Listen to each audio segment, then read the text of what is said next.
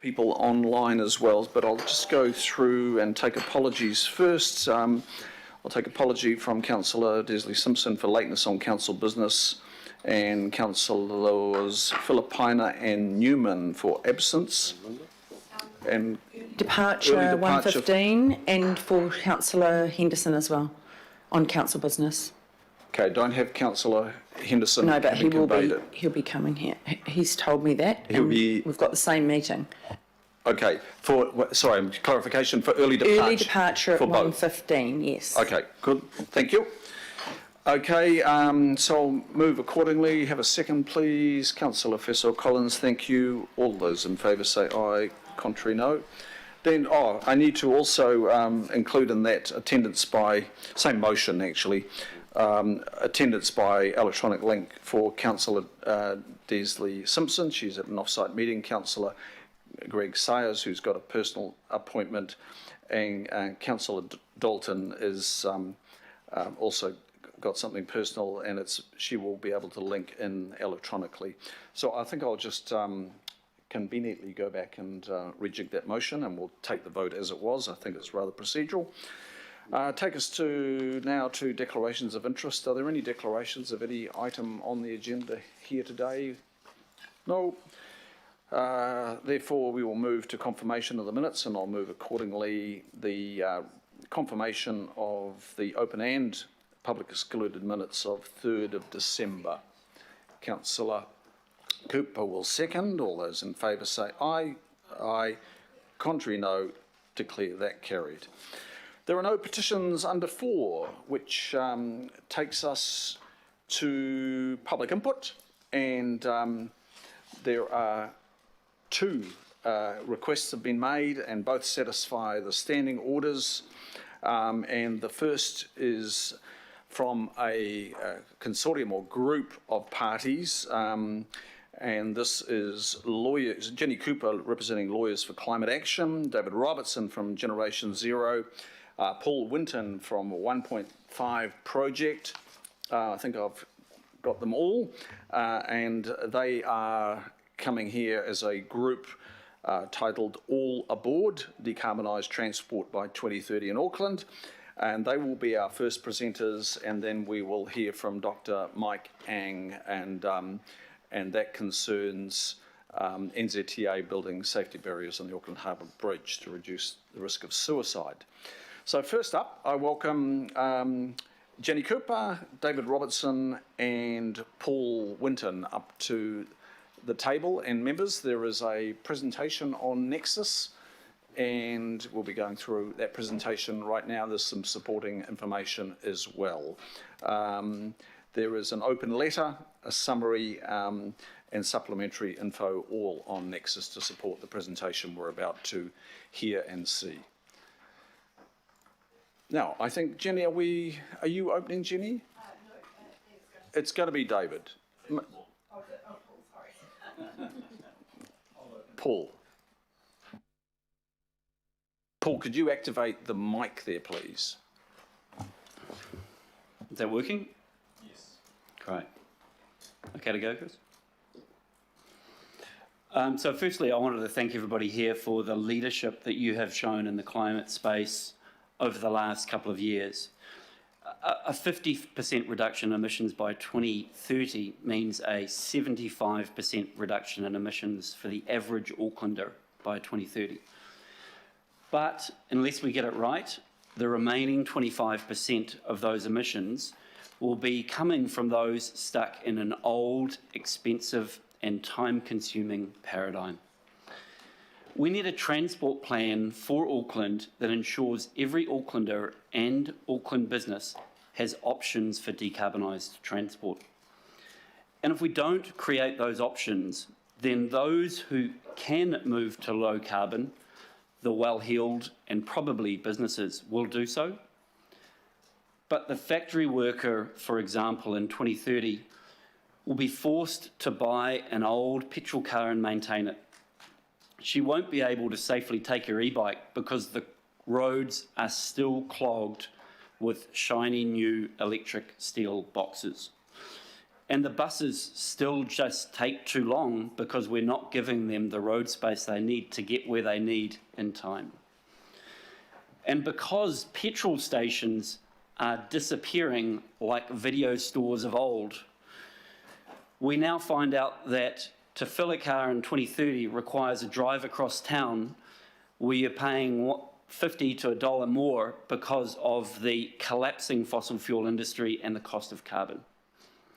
So if council does not prioritise low, active and public transport emphasis at the scale demanded over the next decade, there will be no other options for that factory worker. We will not be driving an equitable transition. So to both uphold our treaty obligations and ensure an equitable transition, we need equitable, decarbonised options. We need options for all. And we ask that the council transform and decarbonise transport by 2030. And I'll now hand over to David, who will explain how we'll do that. Thank you. Thank you, Paul. Let's have the next slide, please.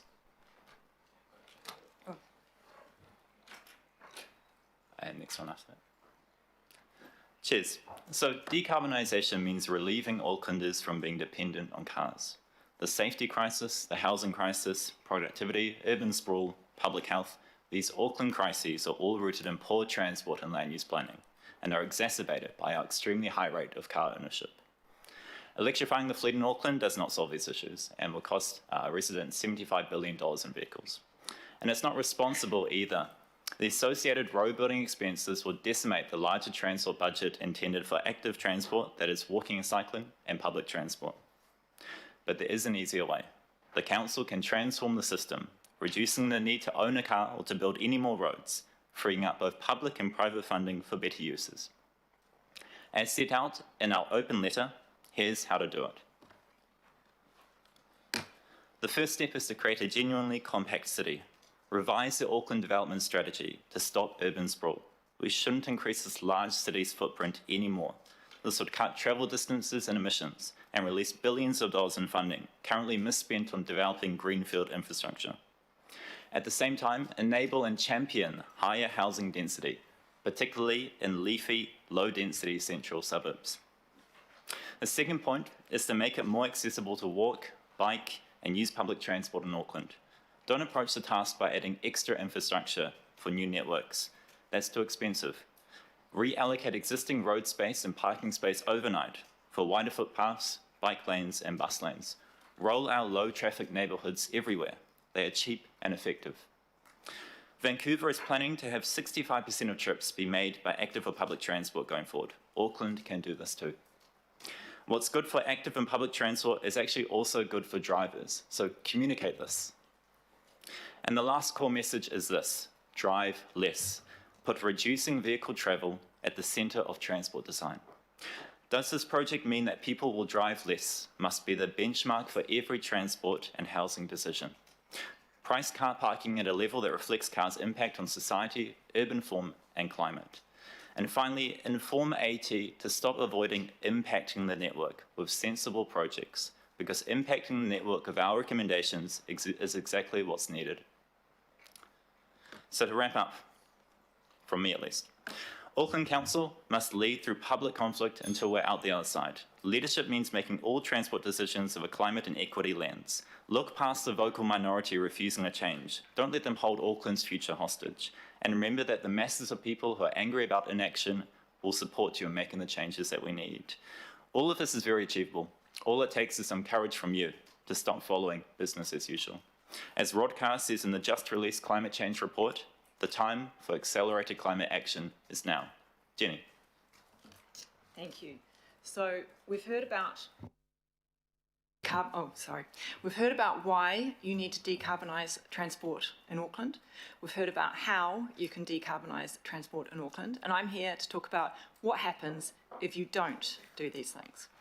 And the key point that I want to make is this is not just a nice to have. This is not just one of many options available to you. This is what you are legally obliged to do. So on the slide, I've set out some of the various sources of your legal obligations.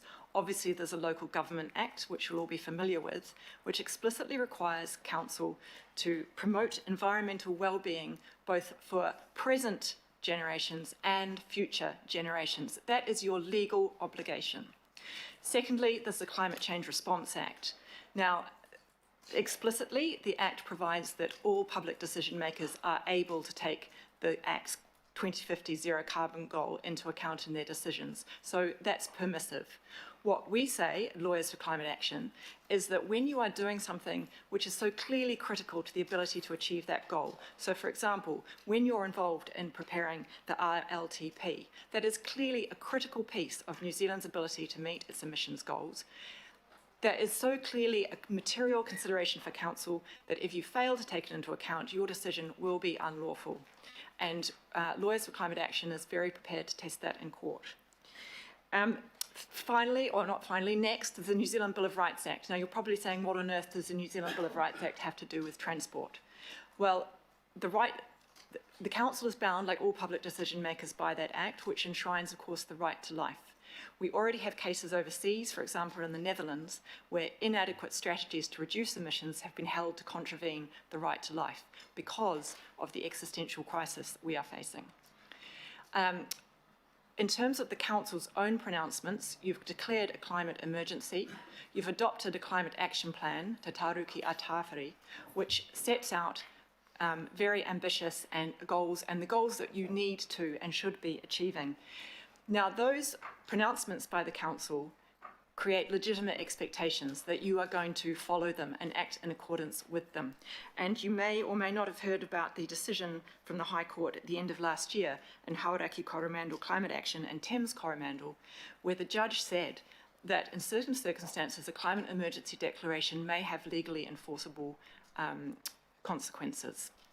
So you can't simply adopt good goals, and you've done a great job of doing that. You have to follow through. And there will be legal consequences if you don't. And finally, I just want to urge you, the majority of Aucklanders want bold and transformative action on the climate. They want bold and transformative action on transport. I know there is a vocal minority opposing these measures, but the majority are behind you and support you. Lawyers for Climate Action and all the members of the All Aboard Coalition want to support council on this journey, but we will also hold you to account if needed. Thank you. Thank you, Jenny, and David and Paul. Members will take questions. Member Tauhenare, please. I noticed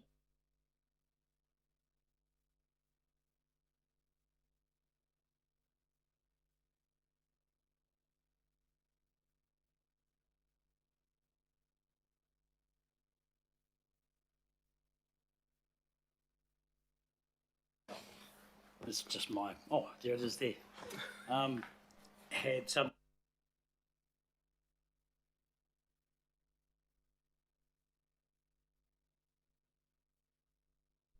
I'm sorry, our treaty obligations or your treaty obligations? sorry? Whose treaty obligations are you referring to? Council's? Well, I'm not sure. I'm not part of the Crown, so I'm not a partner under the treaty. But in terms, I think we all have the responsibility to support the rights of tangata whenua. Can you go back to your...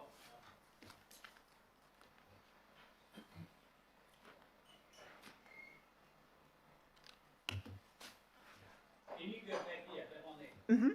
Uphold to your rights. What does that mean? I think from an all-aboard perspective, because we're a coalition of different groups and we're not a legislative body, it's more being in partnership with Māori groups who we listen to and follow their advice when it comes to te tiriti o Waitangi, as opposed to making decisions since we aren't a government body. So which one of you is here representing Māori, as is your obligations to the treaty? None of us here today, but as a coalition, yes. Thank you. Councillor Hills, please. Thank you, Chair, and kia ora koutou. Thank you for coming in and, as always, keeping us honest on these issues. I guess my question, and it's a potentially leading one, around the RLTP and ATAP. So soon we're about to put out the RLTP for consultation. ATAP, we don't do that in the same way. But what would your expectations be on transformational change around reducing emissions and keeping to the climate emergency, halving our emissions by 2030? And what would your reaction be if the RLTP showed emissions increasing over that 10-year period? I'll provide comment on that. You have shown leadership in the reduction of 50% by 2030, and as part of your plan, and again, even further leadership, a 64% reduction in transport emissions by 2030. I would expect the RLTP to be entirely consistent with that. If not, then someone's not listening. And if I could just add to that, I think failure of the council to follow its own policy would certainly be something that would be open to being reviewed by the courts. Thank you. Thank you, Councillor Hills. Councillor Bartley, please. Oh, thank you, Mr. Chair. Sorry, I was late and missed some of your presentation. Yeah, I can understand where you're coming from, and it really does sound like anger coming through about the like you're feeling like we're not doing enough, which is all good. The stuff that we have done, we get a lot of backlash for it. Like, we get so much hate.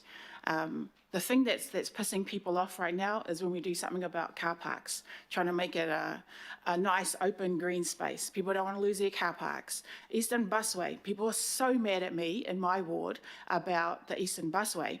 But, you know, I'm still supporting that because it'll keep cyclists safe, because they can't get around that roundabout, and then it's good for the buses. But then to come here and then hear you guys say that you're going to sue us is what it sounds like. It just sucks. You know, like, it would be good if we could get some support to get things, to try and get this over the line, because we already got the haters out there that don't like what we're doing. And then to hear it come from this side as well, when you guys are supposed to be the friendlies, we're in a really shit position, excuse my language. So, yeah, I don't really have a question. I suppose the question is there any way that you can just bypass suing us and just sue the haters? It would be ideal, because we are trying, but yeah, if there's a way that you can get in and support us so we can get things over the line rather than join the haters and attack us, would make my life easier, but all good. Sorry if I was out of line. Probably more of a statement than a question, but Jenny, you've got the red light showing there. Yeah, So. yes, if I could respond, that would be great. And I think probably I was the main one threatening litigation. And look, I completely understand what you're saying, Councillor, and I have a lot of sympathy for it. And I'd just like to stress, we don't want to sue anybody. We really don't. But we are very cognizant of the fact that you are subject to this real pushback and real pressure. And I suppose to try and bring some balance to it, there's a lot of pressure on the other side as well. And so I know you are stuck in the middle, but what we're trying to say is, well, ultimately the science supports what we're saying. The action is necessary. And unfortunately, it does take some political courage to do it, because I accept what you're saying. There's a lot of people very vociferously against it. And I'd just like to stress, please don't take it as personal criticism. As we said, we're very, very supportive of the changes that have occurred. We think the Climate Action Plan is a fantastic document. We just really want to sort of support you in making sure that what happens next lives up to it. Might I provide a brief comment to that? So it does suck. And to some extent, that I would argue is also the burden of leadership that has been taken on by those people in this room. And I thank you, and we thank you for the role you've played, which is New Zealand and in fact world leading. Beyond that, I would make a comment to the haters. And our research into New Zealand sentiment on climate change shows that there is a relatively small minority, around 14%, who simply don't believe that climate change is a thing and or that it's a meaningful thing. What our research also shows is they are the most vociferous, they are the loudest voices on this topic. The science further says, ignore them. They are loud, they will keep on being loud, and you will just have to move on with that loud voice in the background. It is unfortunately something that we all need to bear as we move through this transformation. I thank you for putting up with that nonsense. Councillor Cooper? Yeah, thank you. And two questions, if you don't mind, Mr. Chair. One is, in your wonderful graphic here of a kind of a compact city here, you've got more, better, greener public transport, and it's right on top of the Harbour Bridge. And you have got some comments about compact city, etc., but kind of that boat has flown quite some decades ago, unfortunately, because I represent the West, out the end of the Southwest, you know, the South State Highway 16. And so in terms of, I wondered how you viewed, when you talk about more active transport, the people that are already stuck in the suburbs and people are getting further out because they're trying to afford a house. Is that what you're talking about when you're saying, you know, really we've got to have more focus on public transport? Because it's not so much those people that can cycle into work, because a lot of them, 60-odd% of them, can't work locally. There isn't anything. So what's your approach to that? What do you think we should be doing? So respectfully, I don't think it's too late to stop sprawl. Like, we still have planned projects like Mill Road at, $75 million a kilometre, which will induce more sprawl in the outskirts of the city. And that's a policy lever that the council does control around zoning and consenting. Active transport is really the low-hanging fruit, because we know that in Auckland and New Zealand, the majority of trips are under 5 kilometres. So commuting traffic is a big thing, but in reality, it's something like 11% of overall traffic throughout the day. So it's not the biggest slice of the pie here. And if we can cater to those, trips to shops or drop off your kids by walking or cycling, that's kind of our solution, I think. And again, with housing, intensification, increasing the supply of housing is a way to build your way out of the housing crisis, as long as it goes in tandem with things like a fairer tax system. So I think it's a multi-pronged approach, as I think you understand. And just my second question, if you don't mind. And you're coming to speak to us. Are you speaking to the government, given they take 93% of the taxes in the country and local governments 7%, about increasing what they do? And they've put a lot in, they're promising a lot to us. However, it's obviously not enough, because we will be struggling to do all the things that you want us to do, and we want to do them. So are you approaching the government with the same conversations and supporting local government in helping to deliver that? Yeah, absolutely. And for Generation Zero, it's been our mission for the last decade. But at the same time, we still think that the council shouldn't underestimate its advocacy influence when it comes to central government. Everyone needs to work together. We're all in this one together. Don't worry, we are, but any added support is welcome. Thank you. If I might just add to that, I think there is a sentiment that this climate transformation around transport is an expensive one. We can't do it because we don't have enough money. I would argue, because we don't have enough money, we have to do it. And we have to do it by transforming our existing tarmac, our existing concrete. We have to basically hand across circa 25 to 30% of the existing roads to public transport and to active transport. And as such, we need to shift this narrative around the transformation being expensive. The transformation will be less expensive than the current investment paradigm. We need to stop doing what we're doing and do it differently. If I can just ask a question, you've basically come here to ask us to stay honest to our words and to reflect on decisions we've made and follow through unanimously. They were, yes. In a nutshell, is that what you're saying? And you're saying it very politely, I see. Jenny, coming to you, you're a barrister, you're a Queen's Counsel. The lawyers that are part of your group, are they 3? Are they 5? Are they 50? Over 350. I haven't looked at the membership database recently, but last time I did, it was just over 350. And that's lawyers from all across the country. It's lawyers at every level. We have a large number of QC members. So we've got good representation in the senior levels of the profession as well as the junior. So you've got a lot of professional resource that you're prepared to put into keeping us and Waka Kotahi and the Ministry of Transport and the Minister of Transport and other councils honest.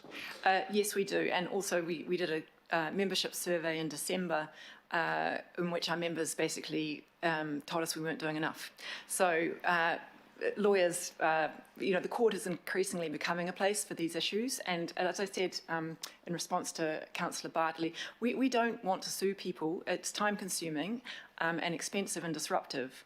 But we are very committed to seeing this country achieve its climate goals and meeting its obligations. If there was an action, and it's an if, you've said if we stay honest, there won't be an action.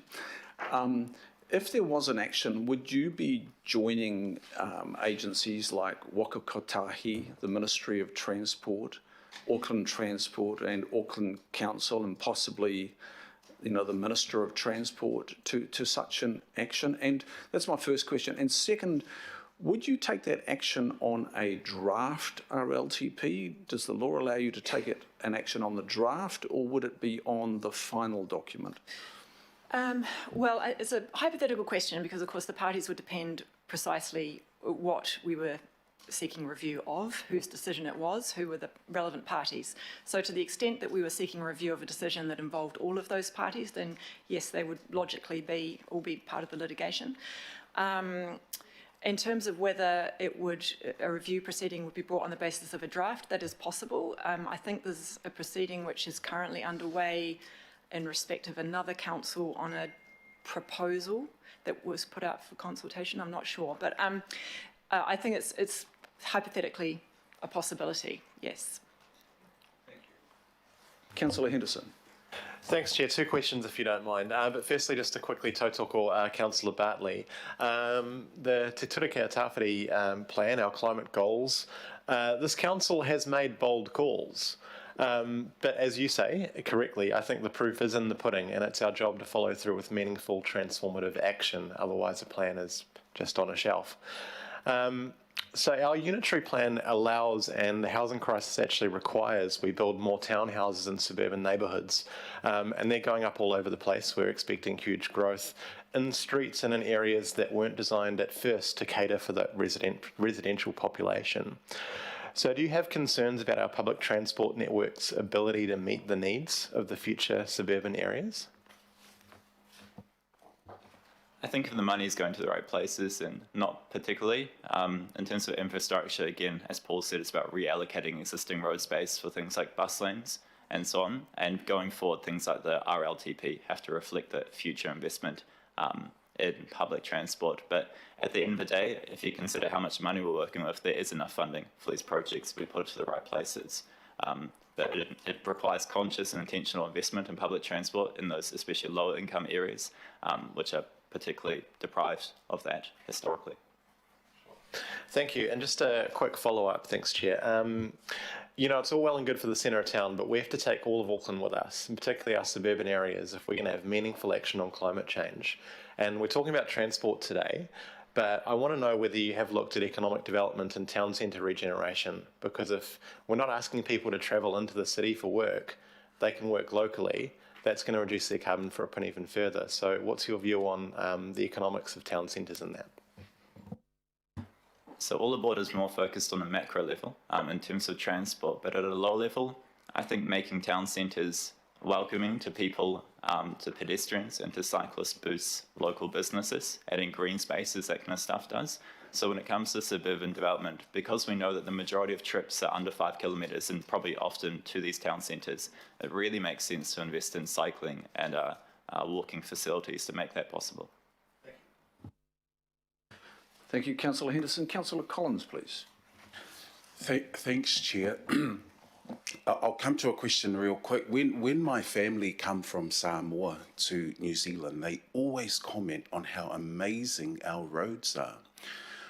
And because if you go to Samoa, which is a beautiful place to holiday, one day we can all go there, our roads are pretty dilapidated.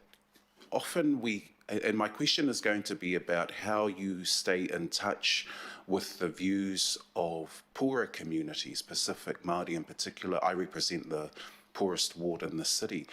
And often that's what we've come to New Zealand for, because the roads look good and we've attained something in life by having a car. I caught the bus and the train to work today, and often the church that I go to say to me, Efeso, it's not good for a councillor of your standing to be on the bus because you should be in a car. And that's how often our church people in our community see all of this happening. I'm interested in how you stay engaged with our communities who have a cultural, perhaps, desire to realign where we're going in the West and what the West is actually doing to the Pacific, because we're not responsible for most of the emissions. I just want to know how you stay engaged, because we want to move them, but our families don't feel safe. And we drive because we're in those poorer, those stinking gas-guzzling cars, because that's what we can all afford. And we don't trust the footpaths because we're not going to let our kids go to school in that. So I hear what you're saying. I'm just interested in how you stay connected with our communities so they have a genuine voice into what you're talking about. Yeah, all very fair comments. Thank you. I think a strength of all aboard is that we are a coalition, and that members who represent, or groups that represent these typically low-income regions can join us. And it's critical that we're not speaking over them, that they speak for themselves. And while we do have momentum as an all-aboard coalition, those voices are still present. Beyond that, we of course encourage the council to liaise and consult directly with these groups, kind of to use whatever clout we have to elevate their voices to the council level. It is indeed a matter of perspective. With cars and roads and that kind of stuff, I think there is an element or potential for better storytelling from the council and from AT about saying, for example, no, it's cool to ride the bus, it's fine, because, or for that matter, oh, it's actually cool to make bike lanes and better footpaths because there's less congestion, especially for drivers, or businesses make more money. So indeed, there is potential there, but we hear your points. Thank you. Councillor Collins, is there anybody that we might engage with directly? So better understand that. And I'm happy to forward some context to you, especially around the churches. Wonderful. Yeah. Thank you. So we've got Councillor Stewart, Councillor Walker, and then Member Namani to conclude.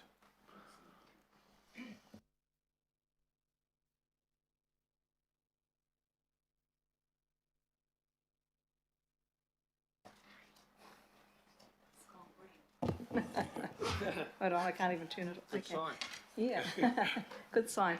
Out in my community, I did a little test, and I had some of the youth some of our young youth, and some of our senior people do a little project for me, and that was to catch public transport to work. And I had 3 or 4 different places that they had to go, and they had to turn up at a certain time, and it was quite interesting. But for some, it would take to get, like from Howick, to get to Avondale or to get to different parts that, you could end up having to get 2 or 3, even 4 modes of public transport to get to work. So that's quite a few hours. And then if you had to get from Howick to get to Papakura or to Middlemore Airport or whatever, it was quite an interesting little thing that we did.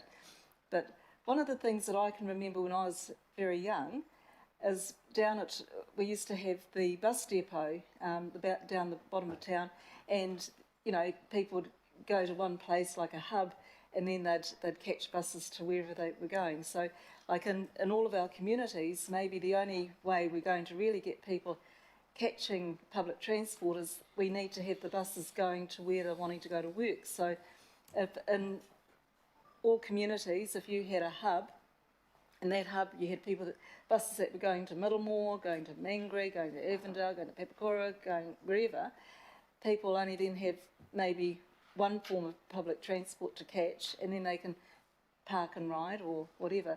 But at the moment, out in my community, we're very lacking in public transport, and that's why people aren't catching the public transport.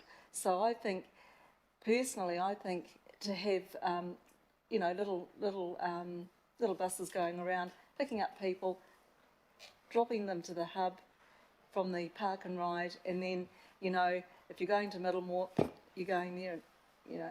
So, like your comments, thank you. Thank you. Yeah, all very fair points as well. I think it's a two-pronged approach again. What you're describing is called transport-orientated development, so building around these transport hubs. And it's fantastic because you don't need to own a car if you live right next to the bus depot. It's great for businesses because the amount of people transferring through these hubs. But I don't think we should be afraid of transport transfers, changing buses, if we do it well. It doesn't necessarily, for example, in Hong Kong with excellent subway service, how many millionaires catch the subway every day and transfer trains? It works well for them. And at the same time, it's also housing. So you mentioned these people have to travel these great distances to see people or to work. Well, if we're improving transport and at the same time improving housing and housing density, not only with more people can we justify more frequent buses, but people actually have options of living closer to where they work and study and that kind of stuff. So a multifaceted approach, I believe. Thank you. No, well, I actually lived in Singapore in the 91 to 93 when they just did, built the first, I can't remember what it's called, MB, what, you know what I'm talking about, and that was fantastic. But their public transport is really, really good and really, really easy to get around. But we're so spread out, it's a little bit difficult. So, I mean, if we can find a really good solution for everybody, that'd be great, and I'm right on board with that. But I do think we do need to look at some of the communities that haven't got the public transport. Has got I mean, if you live in Mount Eden or you live over on Devonport or wherever, it's quite easy and just get a bus or get the ferry. But for some of us, you know, you have to get 2 or 3 modes of public transport to get some place. So, yeah, there's quite a bit of work to be done, and we're all working on the same page. But yeah, thanks. It'll be changing dramatically with the Eastern Busway in the eastern areas. Councillor Walker? Are you familiar with some of the initiatives that other cities have done under a concept called eco-mobility, where you take part of a city, a relatively small part of the city, and you actually close it off to conventional cars? You encourage a whole range of micro-mobility options, electric buses, a whole range of things, and that kind of strategy generates behavioural change in the city as a whole, given that a number of the things that you're suggesting here amount to behavioural change choices that individuals can make. And of course, if the council's on board, so much the better. Are you familiar with any of those initiatives? Broadly speaking, yes, there's a number of cities have done that, and particularly over the last year, we've seen some very good prototype-type transformations of that nature that have brought these in. I think they are great examples that illustrate the possible, including the whole behavioural change gambit, the gambit of behavioural changes that are needed.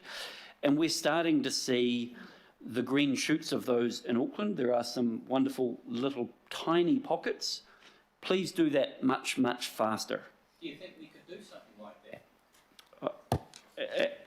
Absolutely. I think, you know, the good thing about transforming transport in Auckland is the answers exist all around the world today. Sure, they're all, you know, there's no city just like Auckland, but there's a copy-paste of opportunities that we can bring together to do this. We're starting really well. We just need to go way faster than we're going today. And if I can just offer another comment quickly, it'll be that, yeah, New Zealand perhaps are more familiar with the term low traffic neighbourhoods. It's what you're describing. I wouldn't use the term closing off neighbourhoods. It's really opening them up for people walking and cycling, taking public transport. And it just means that cars go to the neighbourhood as opposed to using it as a shortcut and going through and endangering the lives of people in that neighbourhood. And not only do they reduce air pollution around those neighbourhoods, but they also improve traffic within them and around them as people feel empowered to walk and cycle. So absolutely, we should support that, and they're dirt cheap in relative terms. Thank you. Okay, look, I need to close the questions off. I think we've examined this really well, but I've got 2 more from Councillor Bartley and then finally Member Namani. Thank you.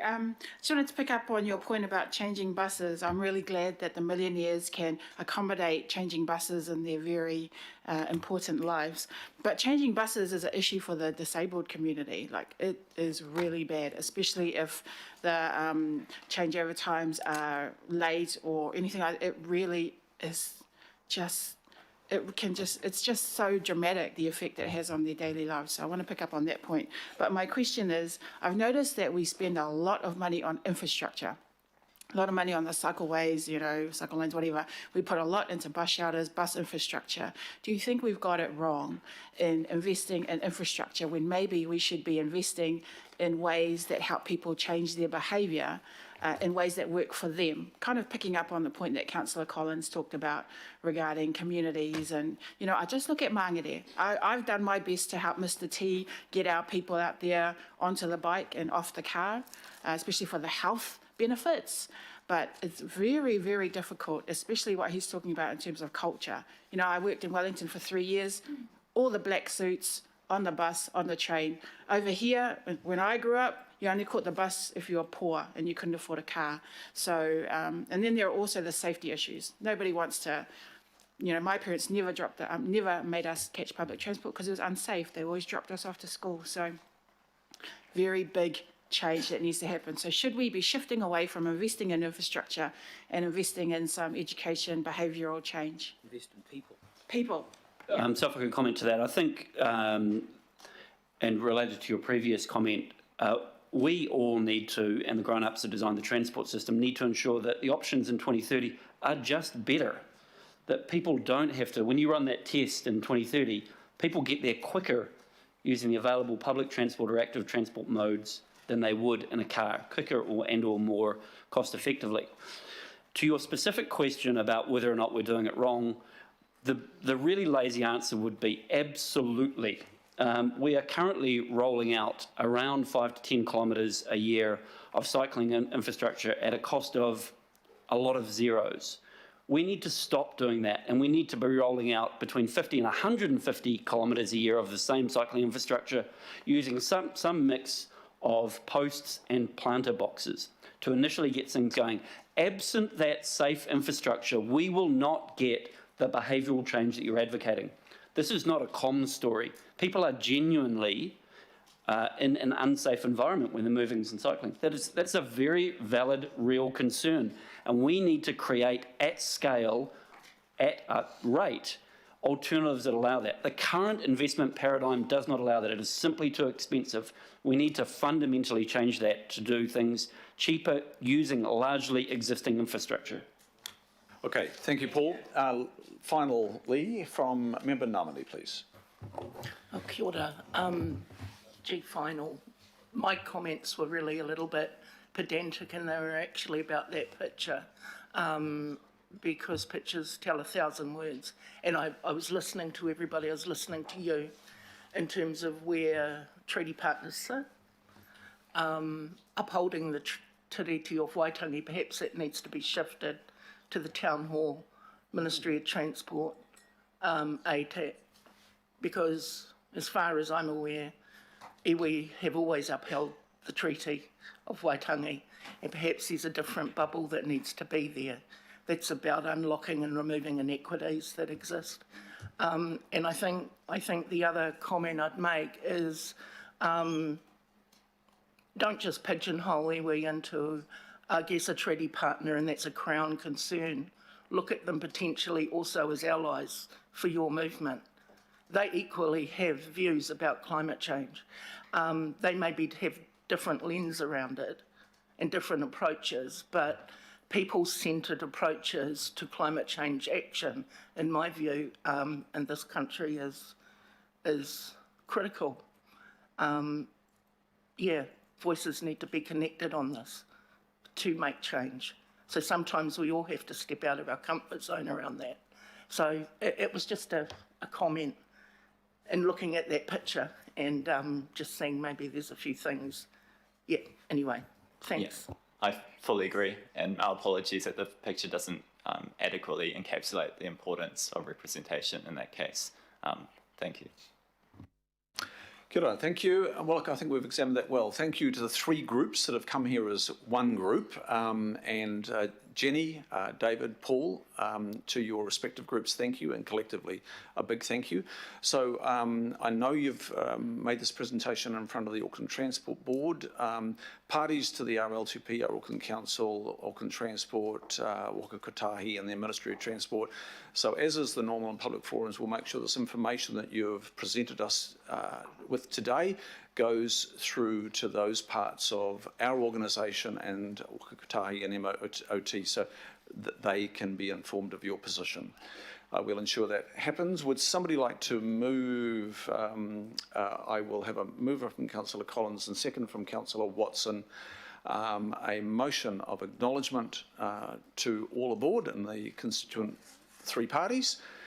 All those in favour say aye. Aye. Contrary, no. Declare that carried. Thank you. Appreciate it. Moving quickly now, calling up Dr. Mike Ang, and welcome, Dr. Ang. You have a colleague with you as well. I'll leave you to introduce your colleague, and you are going to present to us on the issue of preventing suicides on the Auckland Harbour Bridge. In your hands, Dr. Ang. Tēnā koutou katoa, Mr Mayor, Councillor Darby, members of the City Council. My name's Dr Mike Ang. I'm a consultant psychiatrist and the Suicide Prevention Clinical Lead for Counties Manukau, DHB. I'm going to be talking about the sensitive topic of suicide, so please feel free to excuse yourself if you need to, or if this causes any distress for you later and you wish to talk to someone, please contact the 1737 helpline. I'm addressing you today to ask you to advocate for the installation of safety barriers on the Auckland Harbour Bridge to reduce the risk of suicide. Why? The Auckland Harbour Bridge is probably the most prevalent suicide site for Auckland and possibly for New Zealand. I know of people who have travelled from outside the Auckland area with the intention of jumping off the bridge. And speaking to a police sergeant who's based at the station near the Harbour Bridge, he estimated on average about 5 incidents a month of what they class as a suicide attempt or a mental health incident. So this might be someone who is drunk and walking across the bridge. The official police data is less, in the region of 1 to 2 incidents a month. But we do know that there have been 10 deaths from suicide at the Harbour Bridge in the last 10 years.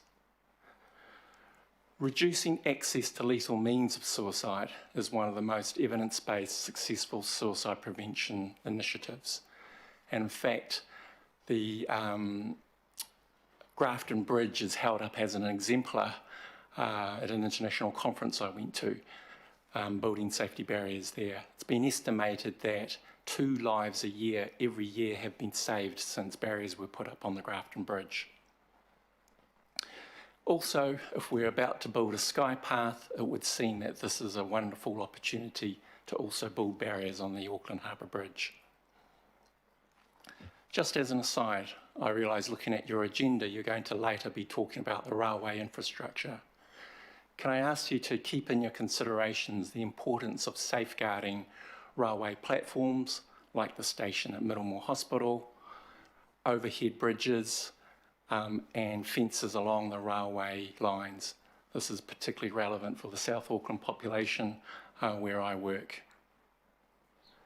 Of course, I appreciate that the financial cost to build barriers, especially on the Harbour Bridge, is significant. However, this is offset by lives that can be saved, by preventing the loss to friends and family, by reducing the risk to other road users, the disruption to traffic, and also reducing the trauma of people who may have to witness a suicide. The reason why I'm being prompted to speak to you today is because a member of the church I attend, Carol, who is with me here today, witnessed this a week ago. So she was a passenger in a car on the bridge. Another car overtook her at high speed, crashing into the median barrier, flipping, The driver managed to get out before the car burst into flames, but then promptly jumped off the bridge. So this happened a week ago. So we've already had our death for this year. So finally, I do understand that the Auckland Harbour Bridge falls under the jurisdiction of the New Zealand Transport Authority, not under Auckland Transport. But I'm asking you, and I'm assuming that you're able to strongly advocate to NZTA and to New Zealand Government to build barriers on the Auckland Harbour Bridge to make Auckland a safer city for our most vulnerable. Thank you for your time. Nō reira, tēnā koutou, tēnā koutou, tēnā koutou katoa.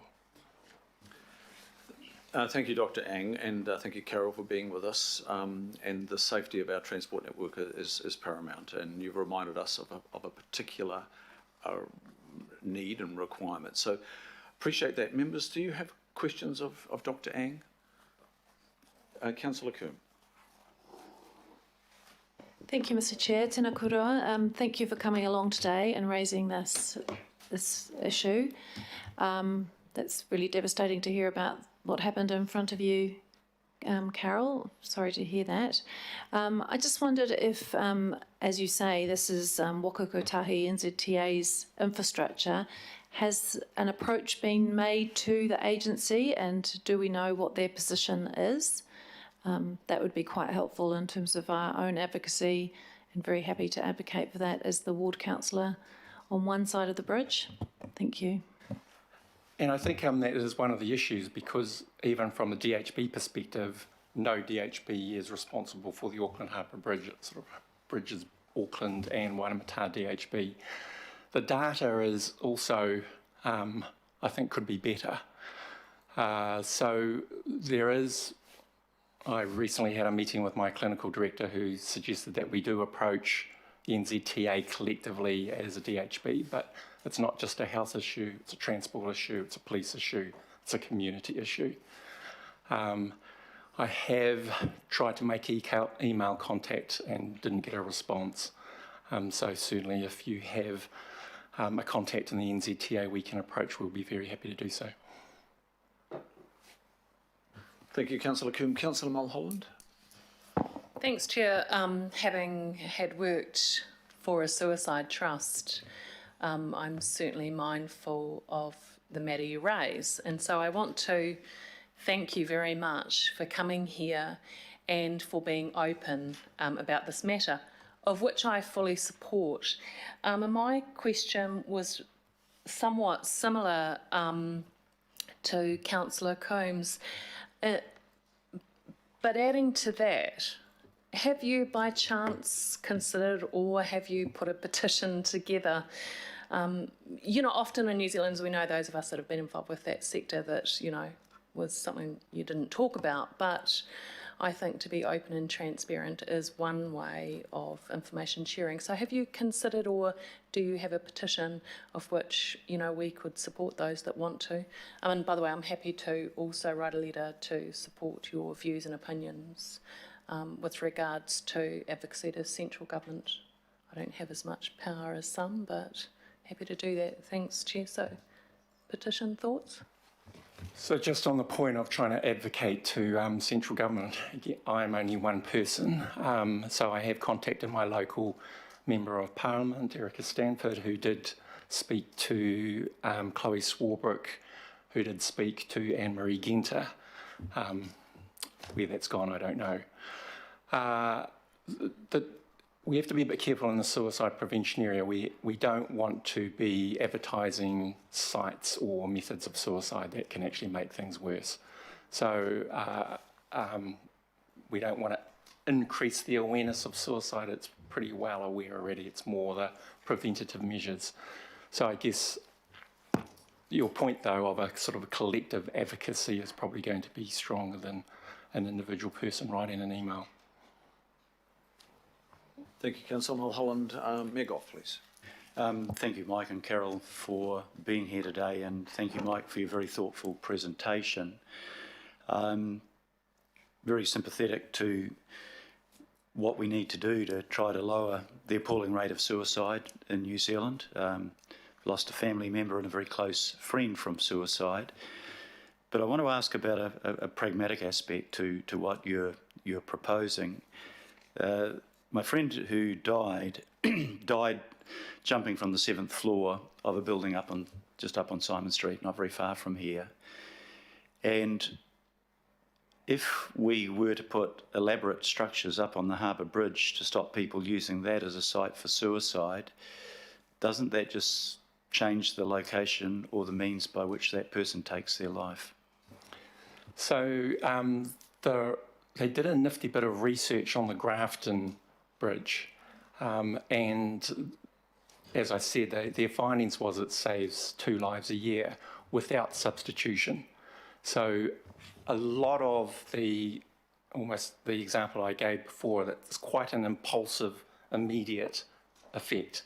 So putting barriers in there reduces that immediate action. The whole thing like paracetamol with having to go through and the 3 things you've got to do before you can get the tablet out, just putting that barrier in reduces the risk of people overdosing on paracetamol. So the evidence from the Grafton Bridge seems to suggest there isn't a substitution effect. So they don't go on and do something else.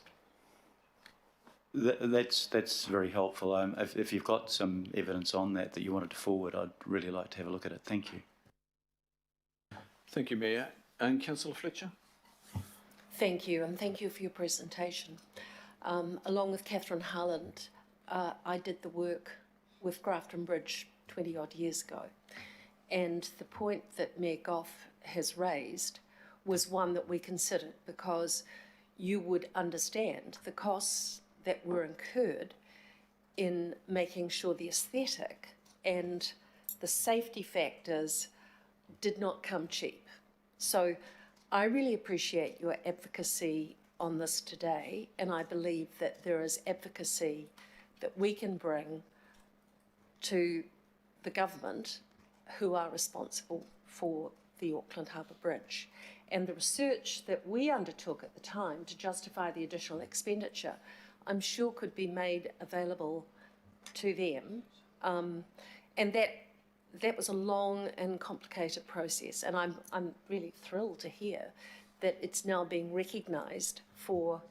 But what my question is to you is really, is there a register? You know, in all things, it seems incredible that we have to have the business case. You might be talking about saving lives, but we have to have that register or information that can enable us, and you've heard just before from Generation Zero, there are so many competing factors. You know, should we be prioritising climate change over suicide prevention? You know, these are the very, you know, we're getting to the, I would have liked to have said to Generation Zero, the reality is it's a mainstream issue now. We're at the sharp end about how we implement and how we do the evaluations and the assessments, but we need that very same information from you to justify the next steps.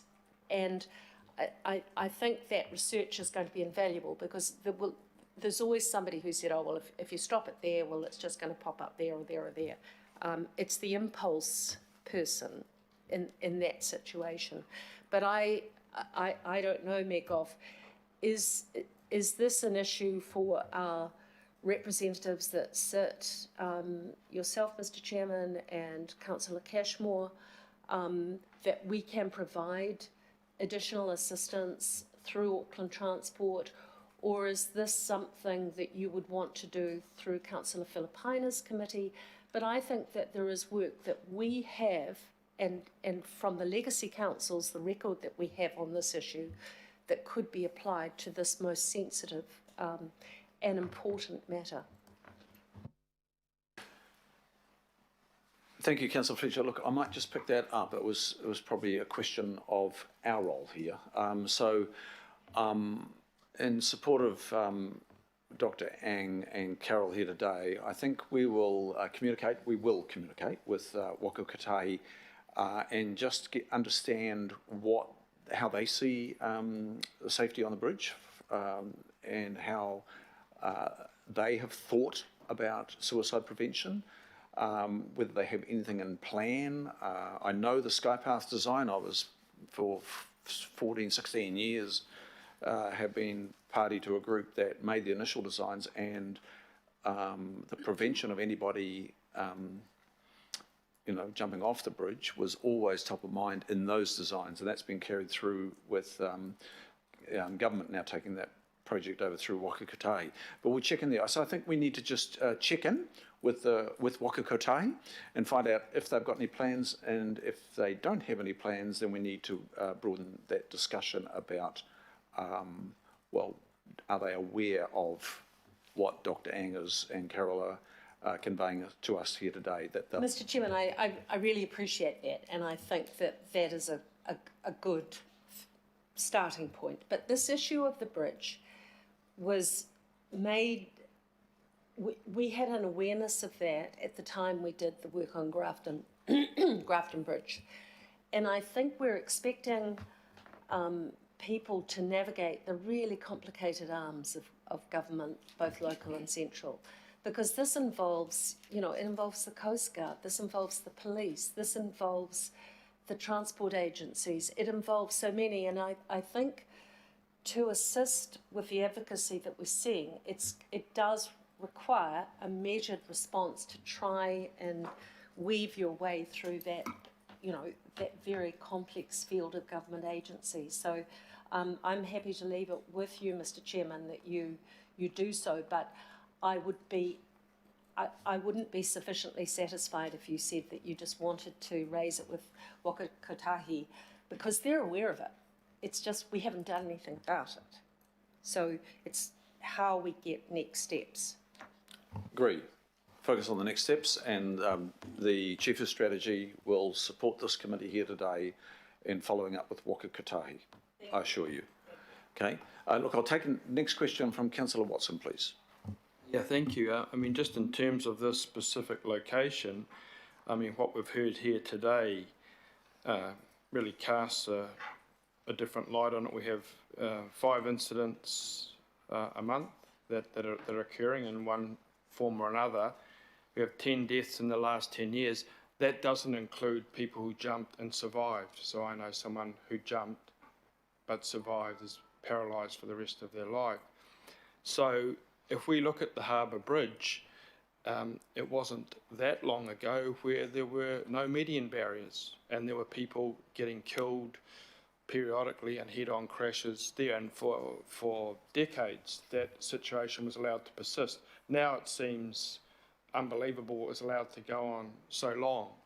I think what we've heard here today in terms of these statistics is analogous to the median barrier, that things are happening, they're happening on a more frequent basis. There's a cost both on every way you choose to look at it, economic, transport, personal, etc., etc.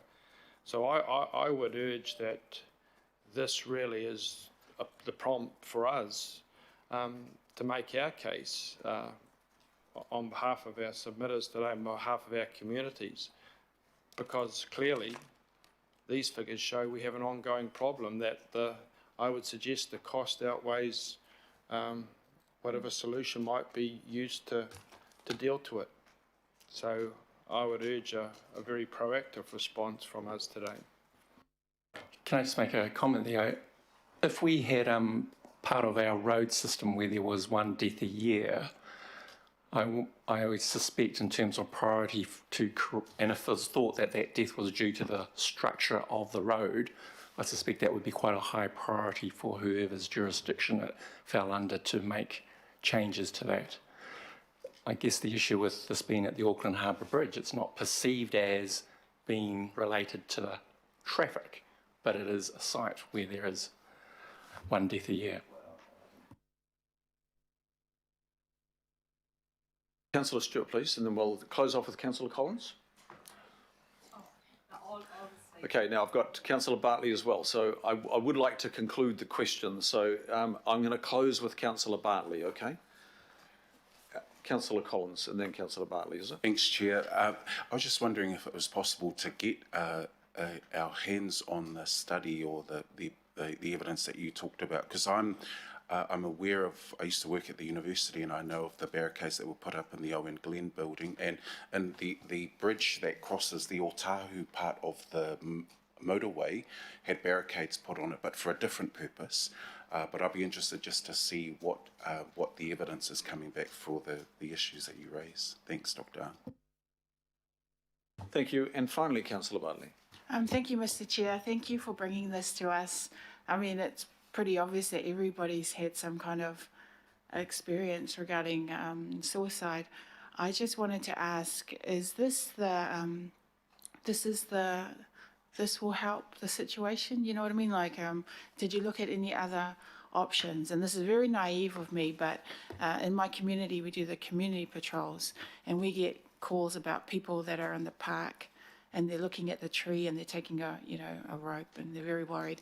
And so we kind of changed our patrol and called it a suicide watch. And we went out and we looked for these people.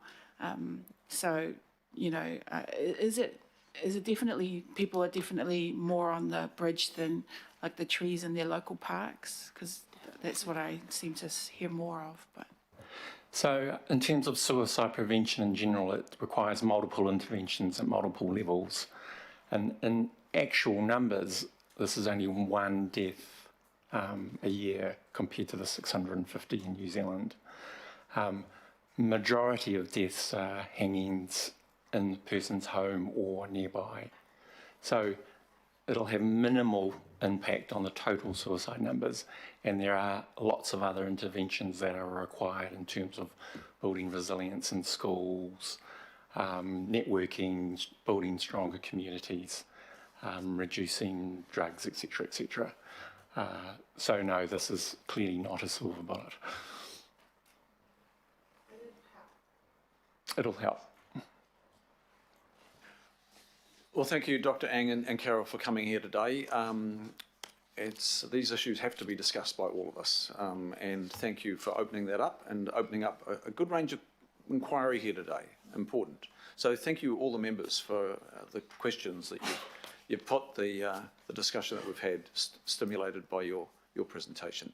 Now, in response, our Chief of Strategy will be following up. I'll keep an eye on that, along with the Deputy Chair of the Committee, Councillor Bartley, and we will make sure that we then communicate back to you, and we will also communicate to the members of the committee as to the response from Moka Kotahi, a real clear outline of any plans, if they have any.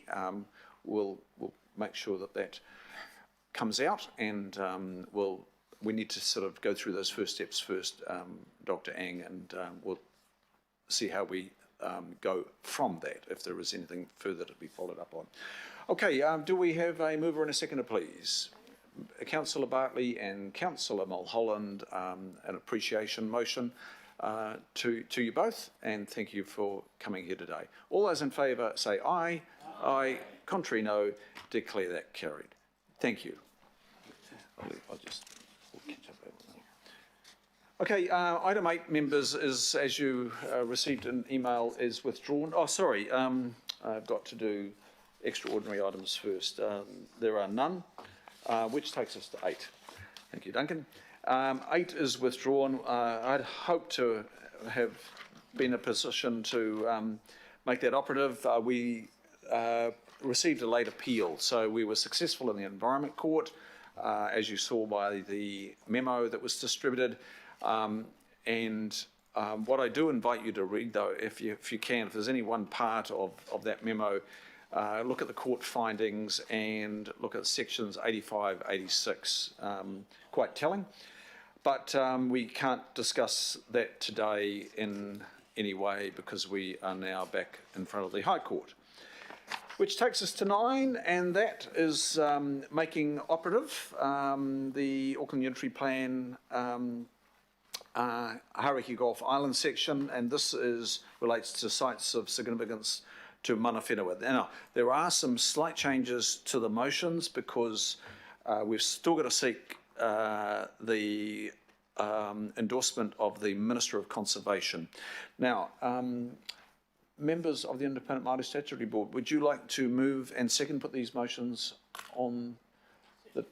moved Councillor Tau, member Tau Henare, and seconded member Namani. So they are before us, and John, would you like to lead? Tēnā koutou katoa. I'd just like to start by introducing some of the team, not just the team here with me, but also the wider team, just in acknowledgement of this key milestone. So to my far left is Sherry Ann. She is our Māori Heritage Team Leader. We have Craig Cairncross, who is our Team Leader in the south for the planning area in the south. A member of Craig's team has been working on this plan change with the Māori Heritage Team. That's Matt Gouge, who authored the report. We have Tina, who's another planner in Craig's team.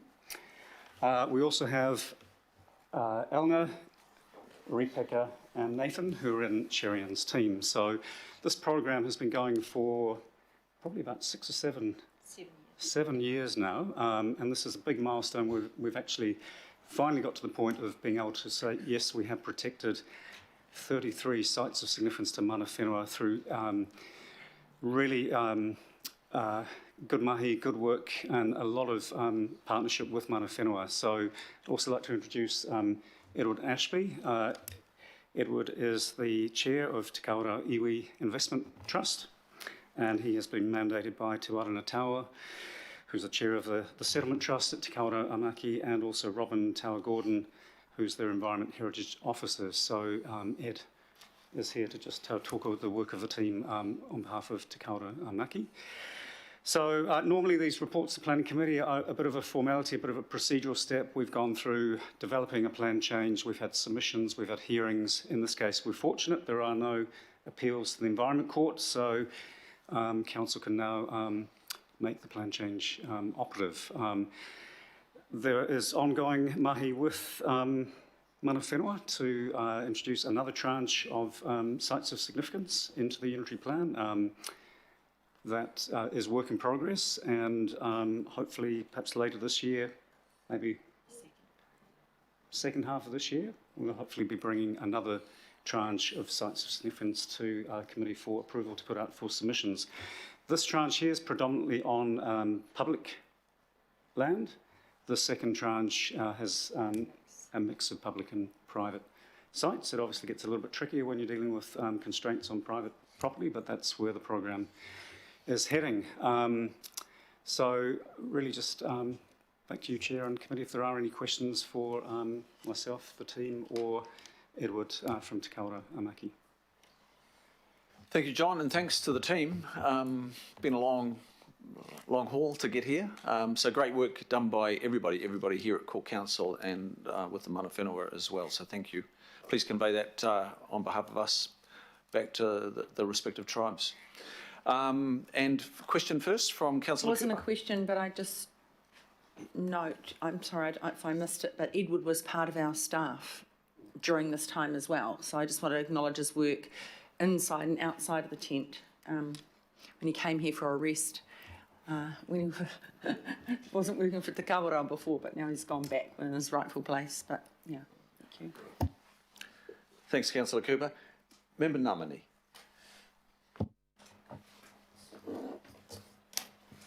Ia mihi, te kawerau amaki. I just want to acknowledge all the work that's been carried out by the team. It's been a long haul, it's taken a long time, and no doubt a lot of twists and turns along the way. So I just wanted to acknowledge that. You've all done a great job in getting it to this point. I do have one question that just relates, it's more of a matter of interest that relates to kind of the detail and the Onetangi site and the specific rule that had been put in place as a consequence. Can somebody explain to me how that will operate in terms of the protection of that site, given that rule? I was just a bit unclear about that. Well, I'm happy to try and contribute an answer. Matt and my team, of course, knows the details better than I. Tina can chip in as well. But a lot of work was put in during the preparation of the plan change to try and understand the nature of what the ground staff in the golf course and recreation area get up to and what they have to do to keep the area operational, to try and understand the workings of the golf course and yet try and achieve the balance required under this plan change. And so the sort of elegant solution settled on by Matt, which was supported by the commissioners and, as said, no appeals raised on it, was to allow an area of disturbance in terms of the areas which had already been disturbed. So, for example, it already been disturbed and of a scale that had already been disturbed. So anything kind of minor operational bunkers, kind of areas that had been subject to disturbance, permitted activity provided certain performance standards were met. So there's no criteria necessary in terms of 5 cubic metres or any of that sort of thing. It was really case by case. Anything above that jumps to, I think it was discretionary activity, and Matt will correct me if he's listening, but resource consent being required, and therefore further consideration being given to those matters at a finer grained detail. So that hopefully will prove to be a good, elegant way for the operations to continue, but consideration to be given to mana whenua matters as well. No, thank you for that. Can I make one more statement now rather than later? Thank you, Chair. It's moved and seconded, so okay, yes. Great. I think I also want to commend the partnership approach that's been adopted in this process. I think that's a really important shift, and I would hope that in seeing what is a significant outcome in the scheme of things, perhaps be applied elsewhere across council activities on matters of significance to mana whenua. Because I think look to the approach taken and apply it elsewhere too might be a good kind of pathway for council going forward and improving relationships with mana whenua.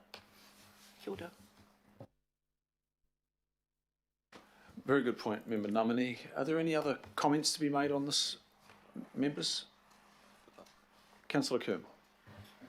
Kia ora, thank you. Ngā mihi nui ki a koutou, tēnā koe, Edward. Thank you for bringing this to us and the long path of work that's gone into it. I just wanted to make a comment and an acknowledgement about kaumātua George Te Aroha Kahi, because he passed away on Christmas Day, and he's noted in the report because he was doing a significant amount of work on Waiheke, and his work is not finished. He's left a huge number of projects and sites that he still wants, his legacy of work. And I know that the members of Ngāti Pawa are looking at who's going to pick up that huge amount of work and his legacy.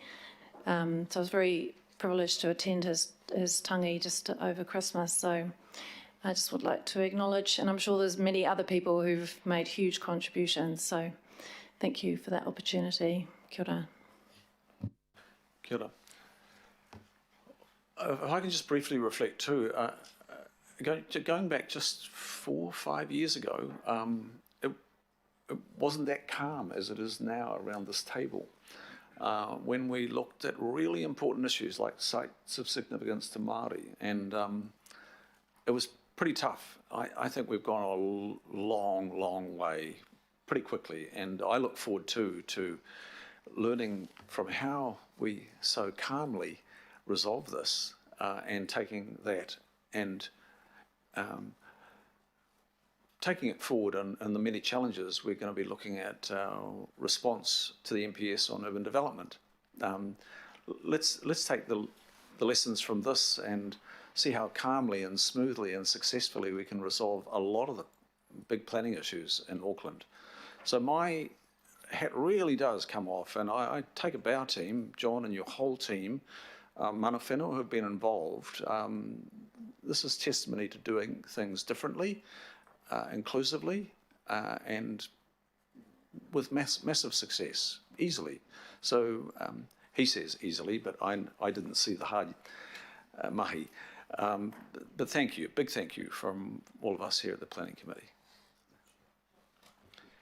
Any other words on this, members? That's moved. Chris, Sherry-Ann may just say a few. Sherry-Ann. Kia ora koutou. Thank you for your support of this program, and thanks to John for his leadership as well.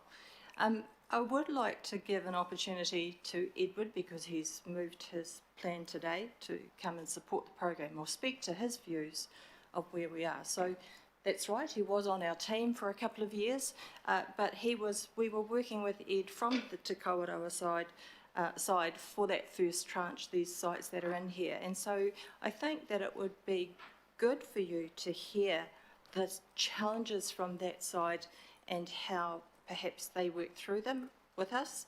But also there are sites where there are shared interests, and a few of the Te Kawerau sites had a shared interest with another iwi who wanted to have some input, and how that was dealt with, because as council we can't do that, and so the opportunity was taken up and led by Ed to do that. So I think it would be helpful to hear, not for very long, but helpful to hear what his thoughts are on what we're doing in our process. And I've said to him, he's allowed to criticise. Ed, absolutely, we want to hear. Kia ora koutou. And thank you, panel members. That's right. I do have to acknowledge that I wore two different hats over the last sort of the life of this project, but the key one was as a Te Kawerau Maki representative. So I'm very glad to see that two of the sites that we specifically nominated are included in this plan change, and these are very significant. One of them was the residents up near Riverhead of the head of our tribe, so incredibly significant. Another one is down near Hobsonville, which is where it was a Mahinga Kai, where Kaurau people for many generations would go and get kai, and it's important that be with all the development happening. It's important that these place names and that the opportunity to have a voice over their management was protected, and so very glad to see a long process, but I'm sure we'll speed up now that we're through the first one. But pleased to be here today.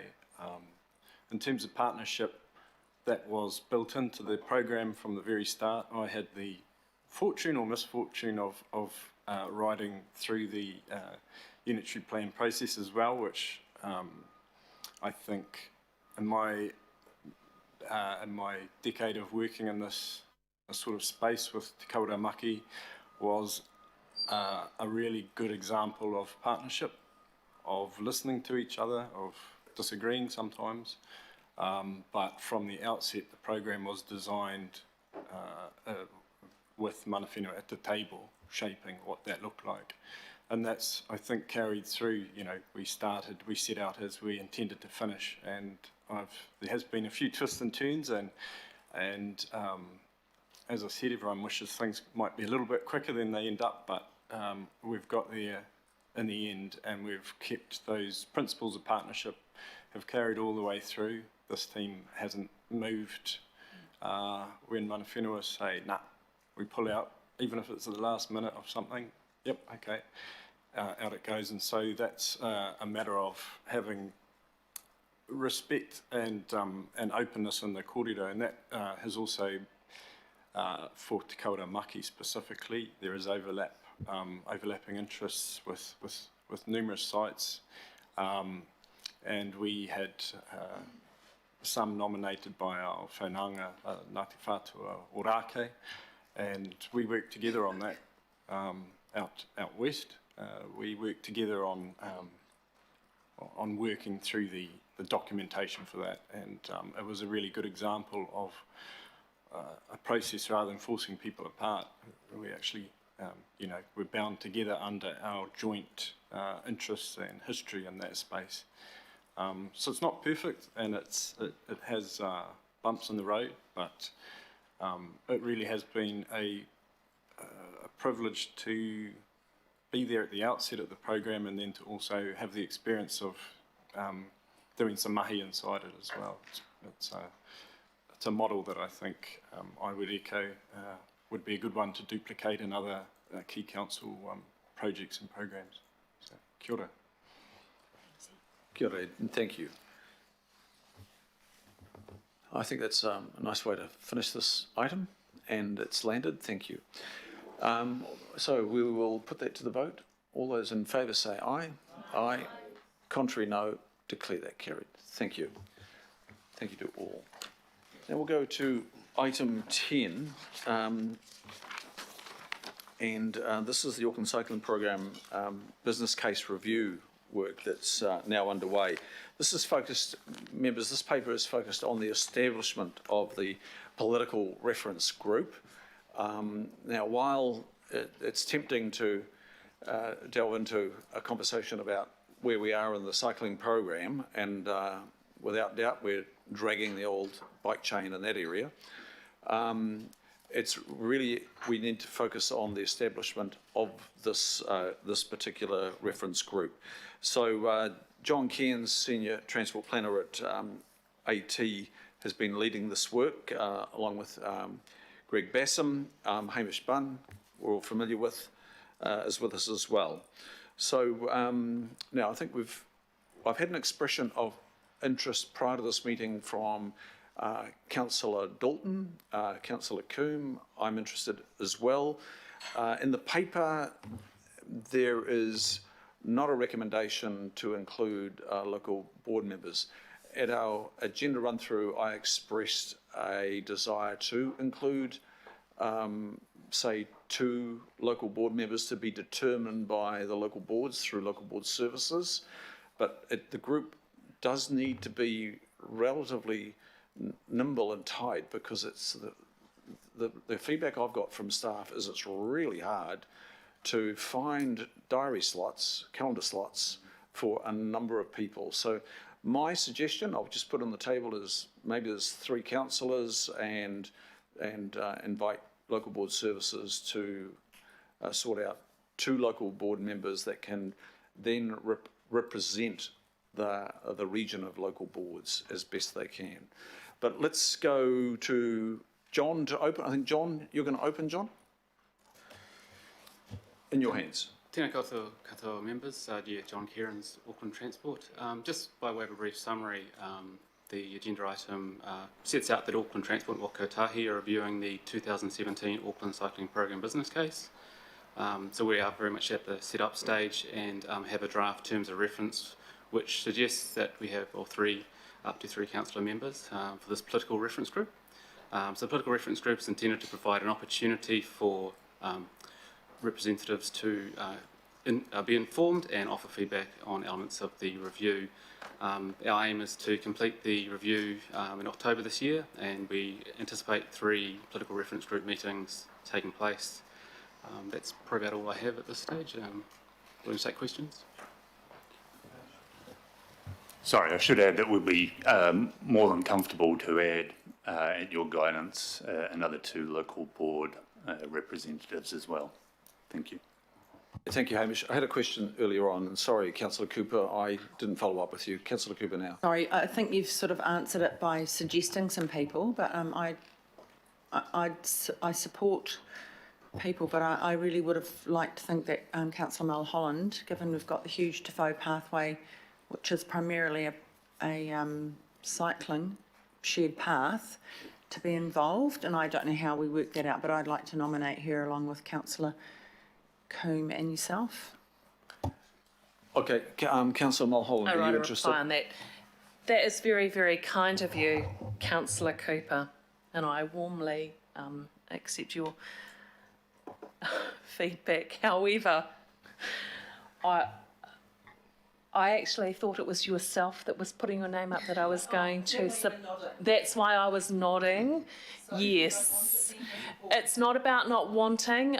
As we all know, probably the best person that I could think of is the fabulous Councillor Coombe that sits next to me. We do know I don't own a cycle. I do support the nominations, but I don't want to sound terrible in the fact that we know I don't have a bike, we know I don't cycle, but I do run, so I do use the footpaths. Kia ora. Thank you, and I do support those nominations. And I support Councillor Dalton then, and the three of you to be. Okay, now I think Councillor Dalton is with us. Councillor Dalton, are you with us on Skype? Yes, I'm here. And just confirming, you have expressed an interest and you would like to be part of that group. Yes? Yes, thank you. Thank you. Thank you. And Councillor Collins, please. Yeah, I just wanted to add, sir, that I wanted to endorse Councillor Dalton's participation too, because it'd be nice to have a South person there. Yep, we got some big gaps in cycling in the south, so and that was a good contributor. Councillor Walker and then Councillor Bartley.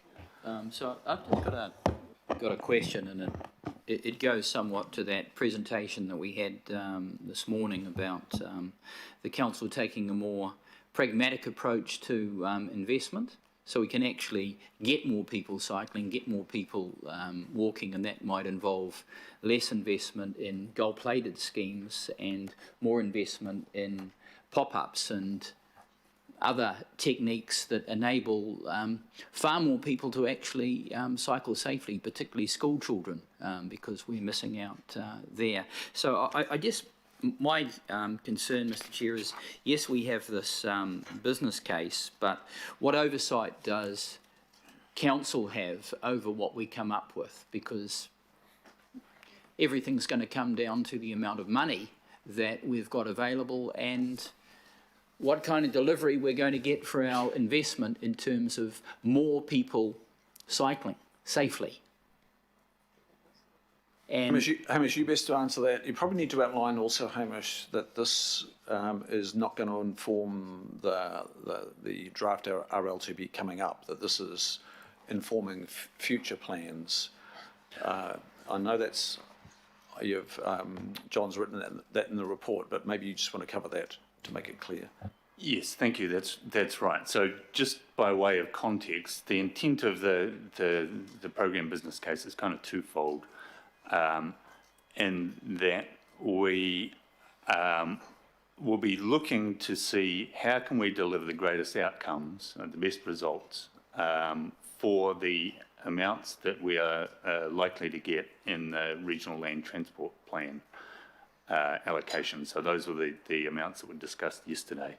And of course, we really do want to test new ways of providing cycle infrastructure, because we're well aware that the rate of provision is too slow and we're not getting enough in the network. So we want to understand, okay, how can we do better within the available funding that we have?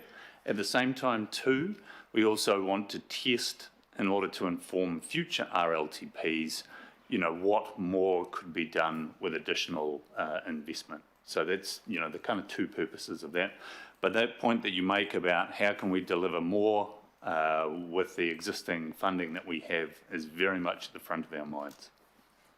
just through you, Mr. Chair, just a further question around this, and I guess it goes to the suggestion that I'm putting, that the emphasis is, in some respects, less on the infrastructure and more on getting people cycling, because sometimes that may not involve a great deal in the way of infrastructure and a new way of thinking around infrastructure. Is this change inherent in this business case and how it assesses things? Certainly it can be the part of the context of that. We do need, though, because part of the business case, inevitably we're working within the new, Waka Kotahi framework, so we do at the same time need to be able to set out clearly how we intend to use the investment in infrastructure, and the money that we have, or the bulk of the allocation that we have here is capital money. So this is, it's saying, how will we invest the roughly $300 million associated with the ongoing cycling program?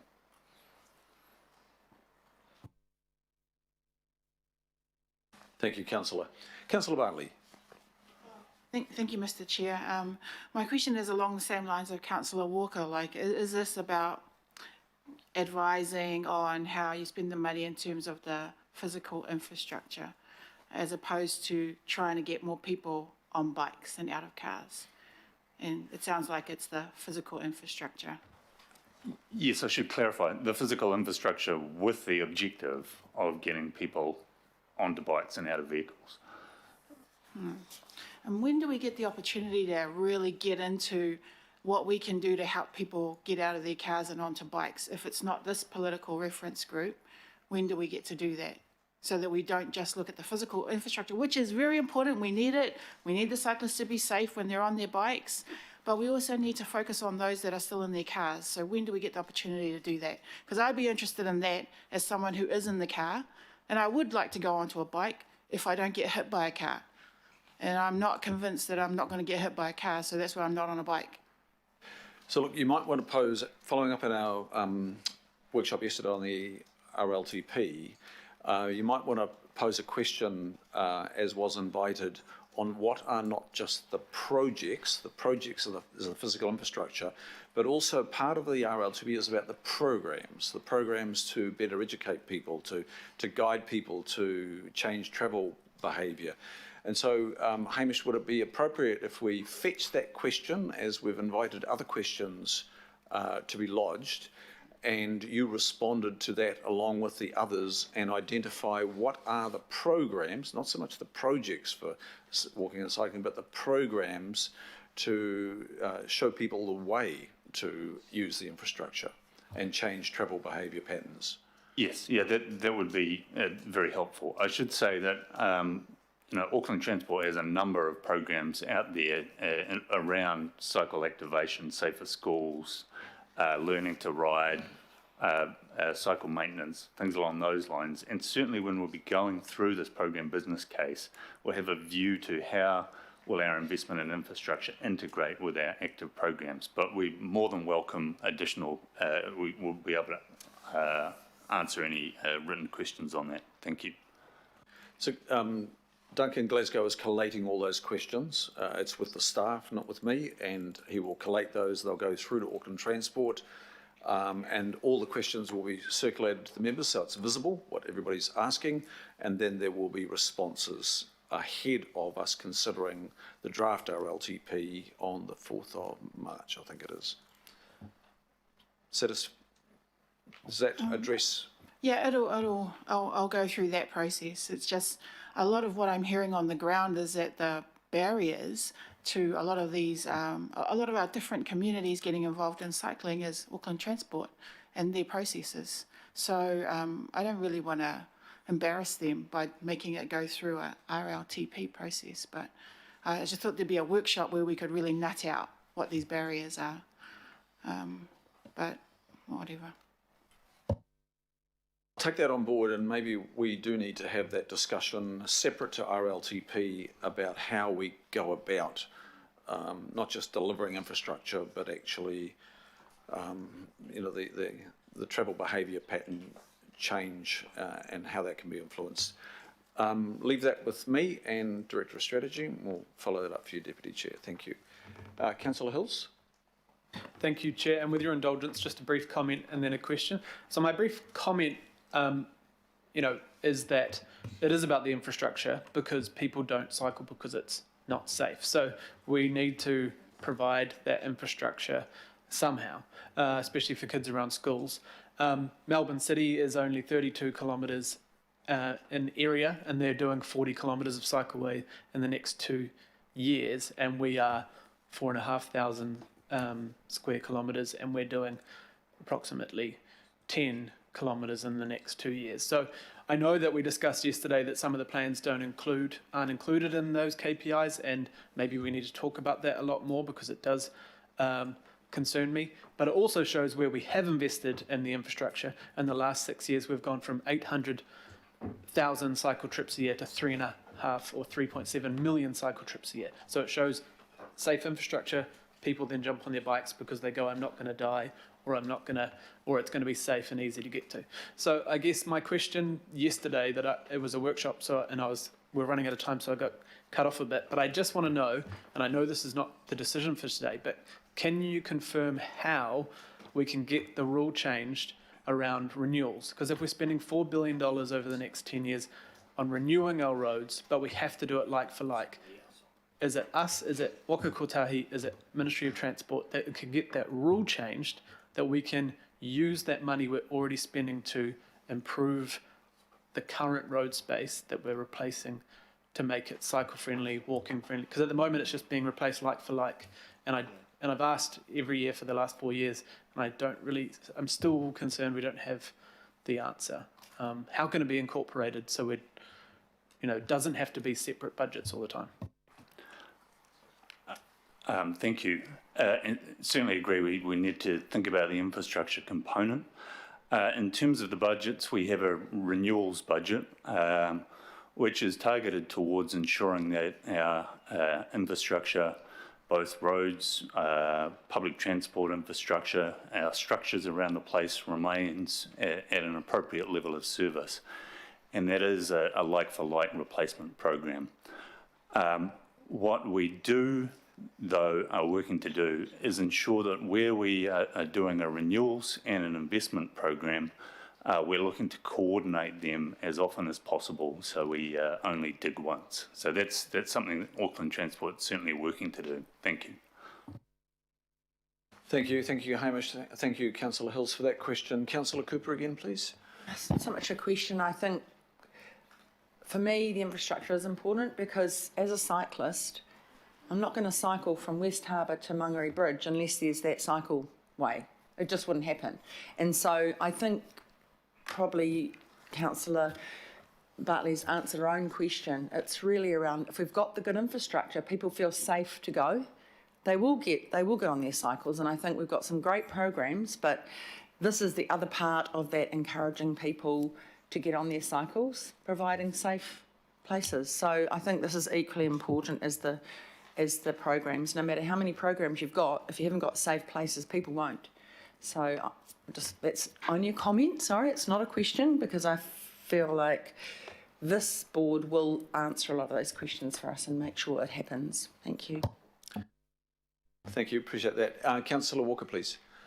So I've just got a question around the terms of reference and the like, because when I read the terms of reference, I find it really difficult to understand what this group is actually doing. Under purpose, for example, one of the bullet points is provide advice on gathering and testing evidence stroke research to support the business case review and so on, provide technical and stakeholder feedback on elements of the review and the like. So I guess I'll ask a question around this. Is this group going to be considering case studies, for example, examples? And for example, both myself and Councillor Watson have been trying to get a safer cycling path along Otiha Valley Road, which is a fairly major arterial in our ward, and having a huge amount of trouble getting any acknowledgement, any budget, any progress on that. This is a route that feeds a major transport node, a park and ride and the like. We've had, frankly, quite disruptive initiatives involving the road space earlier over COVID, which were frankly quite unsafe and relatively expensive for what they delivered, and rather pragmatic options don't seem to get consideration. So around this this purpose under the terms of reference, are we actually going to be considering pragmatic options and testing them out? And can councillors and others feed into this so we actually get some action? Is that possible?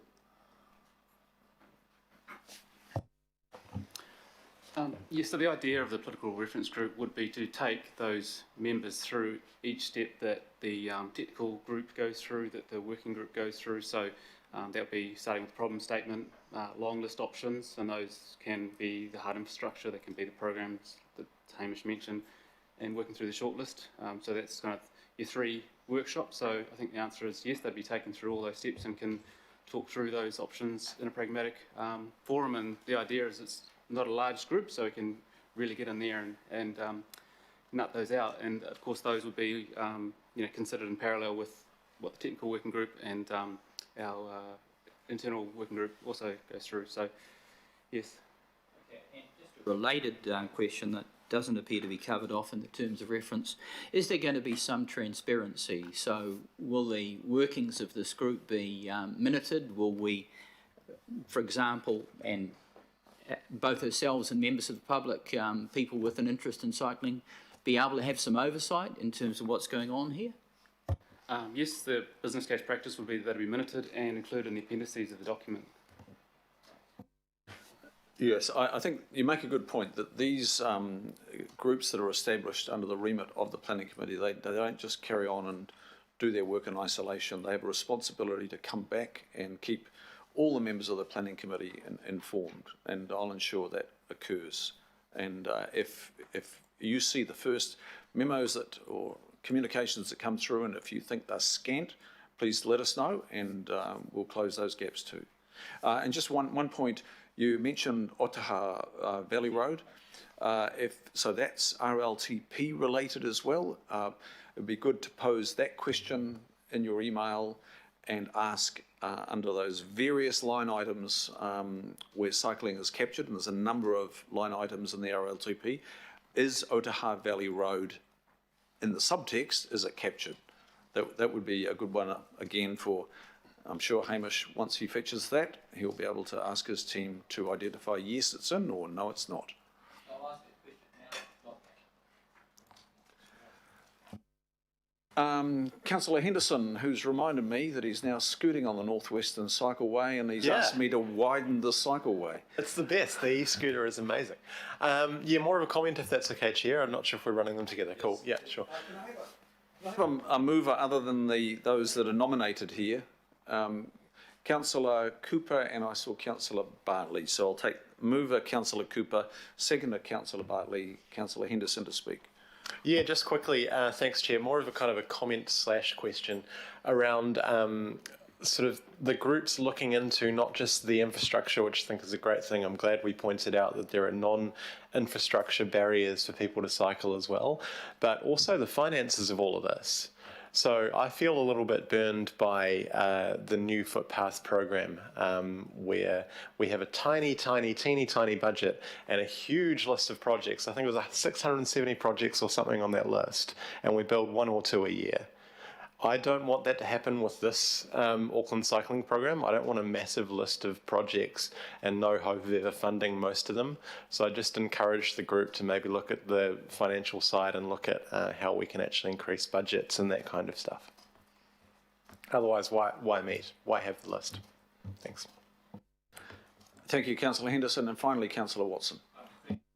Comments, Mr. Chair, if that's okay. And firstly, thanking the members who have put their names forward to work on this this reference group, and it is good to see Councillor Dalton there from the outer suburbs, because I think the outer suburbs of Auckland are the relative poor relations in terms of cycling, and I don't say that as a criticism. I just say there are priorities, there are limited budgets. The work that has been done thus far around the inner city, it provides a safe, separated cycleway, and that's great. But I think if this group is to grapple with the real challenges that were presented to us today by our submitters, who I thought were excellent in terms of their commentary on cycling, really that it wasn't a matter of coming up with massive big budgets and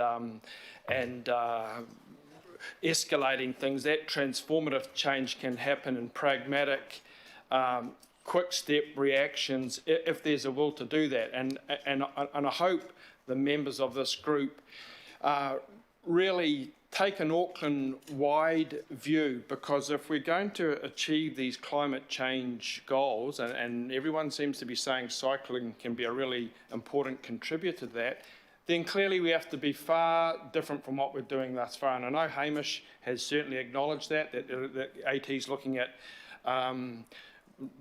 more low-cost options, flexi sticks or whatever, but we really have to go a lot further than that. If you look, and I use my own word as a bit of an example, what can be changed with a little bit of a risk, and I say that deliberately. Whangaproa Road was a road that had massive, big challenges in terms of flow and congestion and solutions, expensive solutions. In the end, AT came up with dynamic laning, which was an incredibly low-cost solution, a little risky, admittedly at points of traffic that's going close to each other, but the net effect has been transformative across that section of road for a fraction of the cost, and the speed with which it was delivered was also impressive.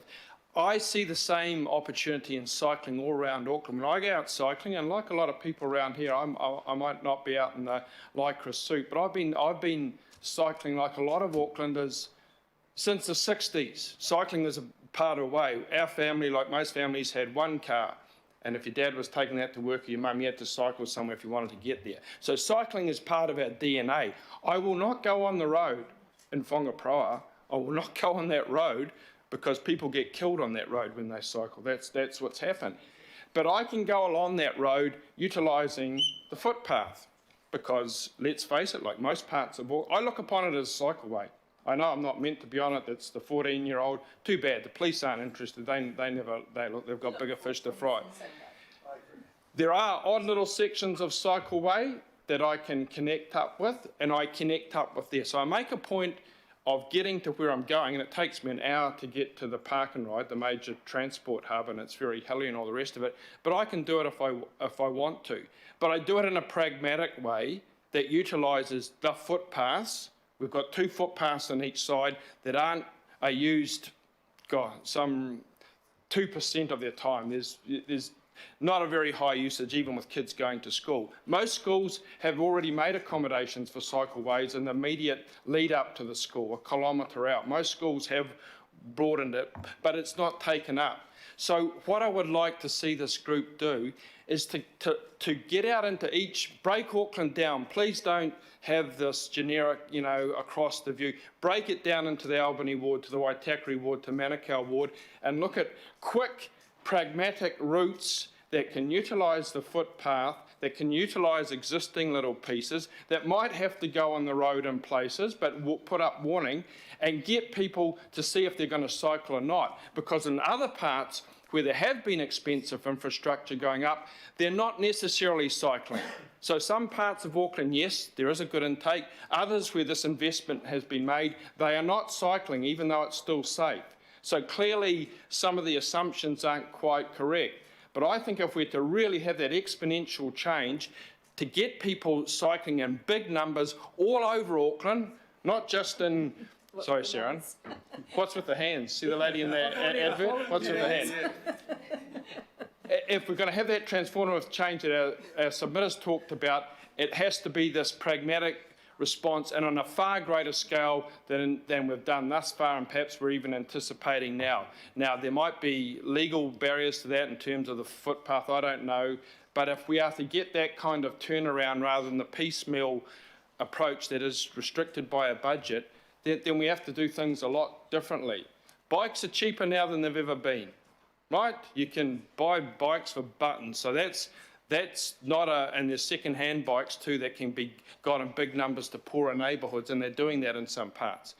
So if we're really going to make the most of that and make the most of these sorts of groups, we have to do things way different than we've done thus far. It might be all right in the city and Ponsonby and along Princess Street and Northcote, that's great, but we want it all across Auckland, and we want to see if people are going to pick it up or not. And sometimes it doesn't have to be a big change.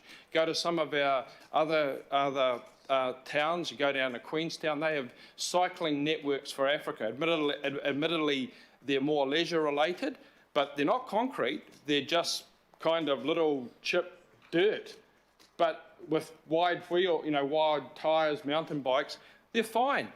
They've got them going all over the place. Their budget will be pennies, I'm sure, if the route's there. So, Mr. Chair, that's my plea. I thank you again for putting your names forward. But let's really rack this one up. And I think that's very timely submission from the people with climate change today, because that's what they're talking about, and we can do that. Let's do this, as some people say. Thank you. Councillor Coombe. Thank you, Mr. Chair, and thank you to colleagues for supporting my inclusion in the group. And I just wanted to respond to a few of the comments and to talk about what Councillor Watson was saying as well. In terms of, I would like to just put it out there that I'm not a cyclist. I never define myself by the way I travel. If anything, I'm a multimodalist. I just happen to ride a bike for transport, and actually the biggest advocates for cycling are actually non-cyclists. So thank you, Councillor Mulholland, for your support, but I acknowledge you as we all, in all of our communities, for all our constituents, we all want the same thing, which is healthy, safe communities. And we know that all of our constituents want to be able to get their kids to school safely. They want to be able to do those local trips.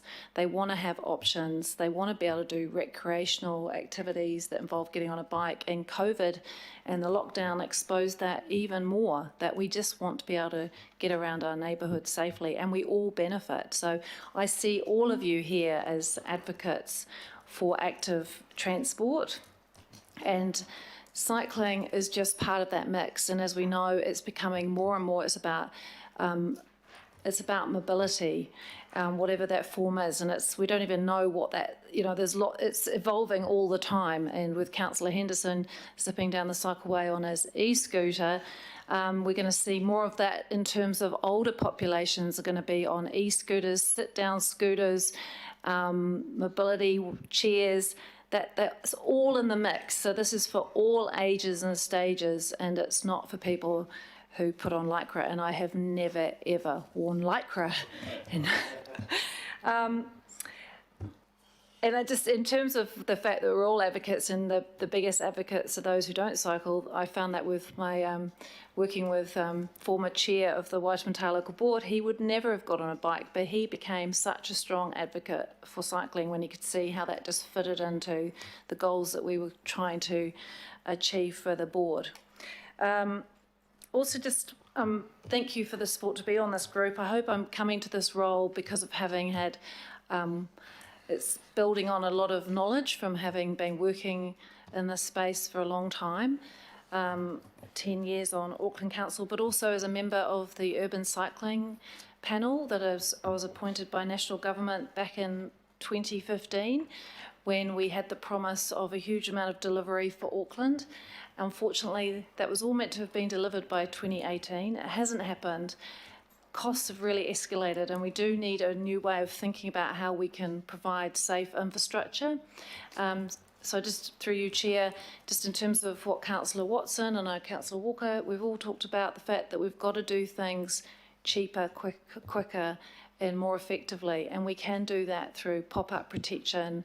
We can do that through making use of the infrastructure that we've got, and we heard that this morning. So really what it comes down to, we know how to get more people on bikes. We know it's about the infrastructure, it's the network, it's making it safe and reliable and accessible. But it all comes down to us when it comes to the funding decisions and the prioritisation. If we're able to prioritise in our communities around how we utilise the space that we have, the space on our roads, we're all going to have better outcomes at a lot cheaper, and we're going to make a lot more, get a lot more mileage out of the funding that we have.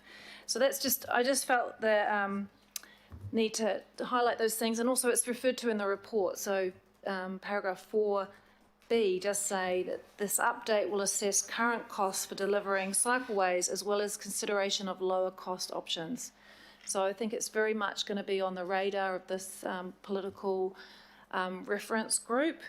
And I just would also like to add my support. So I'm not supporting myself being on this. I just really wanted to respond to the comments, and I would be open, if there's other enthusiasm to be involved, all power, we should all get behind this. And I did just want to support including local board members, because we know they have a lot to offer, and really getting them in there, taking a broader view. It's not about there to represent their communities, but I hope we can get some wider views in the reference group. And I know there's some amazing people, local board members like Swanee, who's on the Otara local board, who started Bike Otara and doing fantastic things down there. So if we can involve some of those board members who are there on the coalface, I think we will have a more robust process and a better outcome. So thank you, members. I appreciate the opportunity. Thank you, Mr. Chair. Thank you, Councillor Coombe. Now, Councillor Stewart, did you have something to offer, or was it? I have to use something. Oh, yeah, yes, Okay, sure. your one's on. That's on. Right, okay. Just following what Councillor Watson was talking about, all communities are a little bit different. I know all communities and all roads are different. The Pekeringa Road is one that needs to be probably further investigated. In fact, it's a very, very busy road. It at one time, or for a very, very long time, probably 30 years or more, it was up there with the busiest highways in the whole of New Zealand. So we have early morning and peak traffic. We have a lot of cyclists that are cycling peak traffic, and then they're really taking their lives in their, you know, I put my hand over my heart all the time. I'm seeing them and they're nearly getting knocked off the road, some of them, because they're using a road which is really like a highway. Pekeringa Road should have been a highway. It shouldn't, you know, we have got a Pekeringa highway, but the Pekeringa Road is probably as busy as the Pekeringa Highway. And I think we need to really investigate that a little bit better. We've got parts of Pekeringa Road where some of the footpaths could be used, like what Councillor Watson was saying, just like where St Kent's is, there's a big long strip where there's no houses, nobody's coming in and out. So, you know, I think we need to start looking at doing things a little bit better, because we do have people that are cycling that, you know, their lives are going to be very cut short if they continue, you know, because peak traffic, you just have to go and watch it in the morning and you'll see what I'm talking about. You can have a cyclist that's holding up 10 or 15 cars behind, and then they might have about 7 or 8 spaces in front of them because they've held everybody back, and so the traffic's not moving. So it's all about trying to get traffic moving, getting people using bikes, public transport, getting everything working. But, you know, there are lots of things that need to be ironed out, but if you could look at that, I'd really appreciate it. Thank you. Stuart and all the contributions. It does feel like we've come to a bit of a grinding halt on cycling. There was lots of promise, and there was promise of delivery, and around the world, international cities on the back of COVID have really, you know, put in place cycling programs quite revolutionary. And, you know, people in Auckland are thirsting to buy an e-bike. They're thirsting in schools to cycle, and I think council's got caught out, to be honest. I think the public are ahead of us at the moment, way ahead of us, and we've got to get our act together. Actually, for me personally, it's really disappointing how we've sort of hit this inertia space. Meanwhile, you can't buy an e-bike in Auckland right now. You cannot buy an e-bike until the port frees up everything and e-bikes are available again. There's lots of column centimetres written by journalists about electric cars being sold. Well, you can multiply that by about 50 or 100 and you'll get the number of e-bikes that have been sold in the Auckland region in the last 6, 9, 12 months.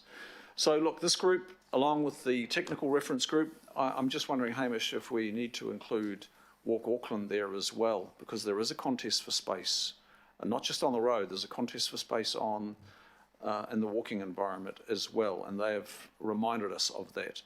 But I'll leave that with you. That's my recommendation. There's the project working group, and these three groups are working in tandem to deliver something demonstrably different. It has to be. So it's a big journey, but I think all those from our side, Councillor Dalton, Councillor Coombe, myself, and those 2 local board members yet to be identified, I'm sure we'll play our part in making sure that it is a very different environment for cycling through at least the plans and then the funding that's to be decided upon. So it is moved by Councillor Cooper and seconded by Councillor Bartley. All those in favour say aye. Aye. Contrary, no. Declare that carried. Members, need to check in with you. Do you need a 5-minute break? I think we do need some time to discuss the MPS UD. So how about we take a 5-minute break now and we'll come back at, that's the wrong time, in 5 minutes, but I'm just trying to look for the time. 12:15, we'll come back. Stand adjourned.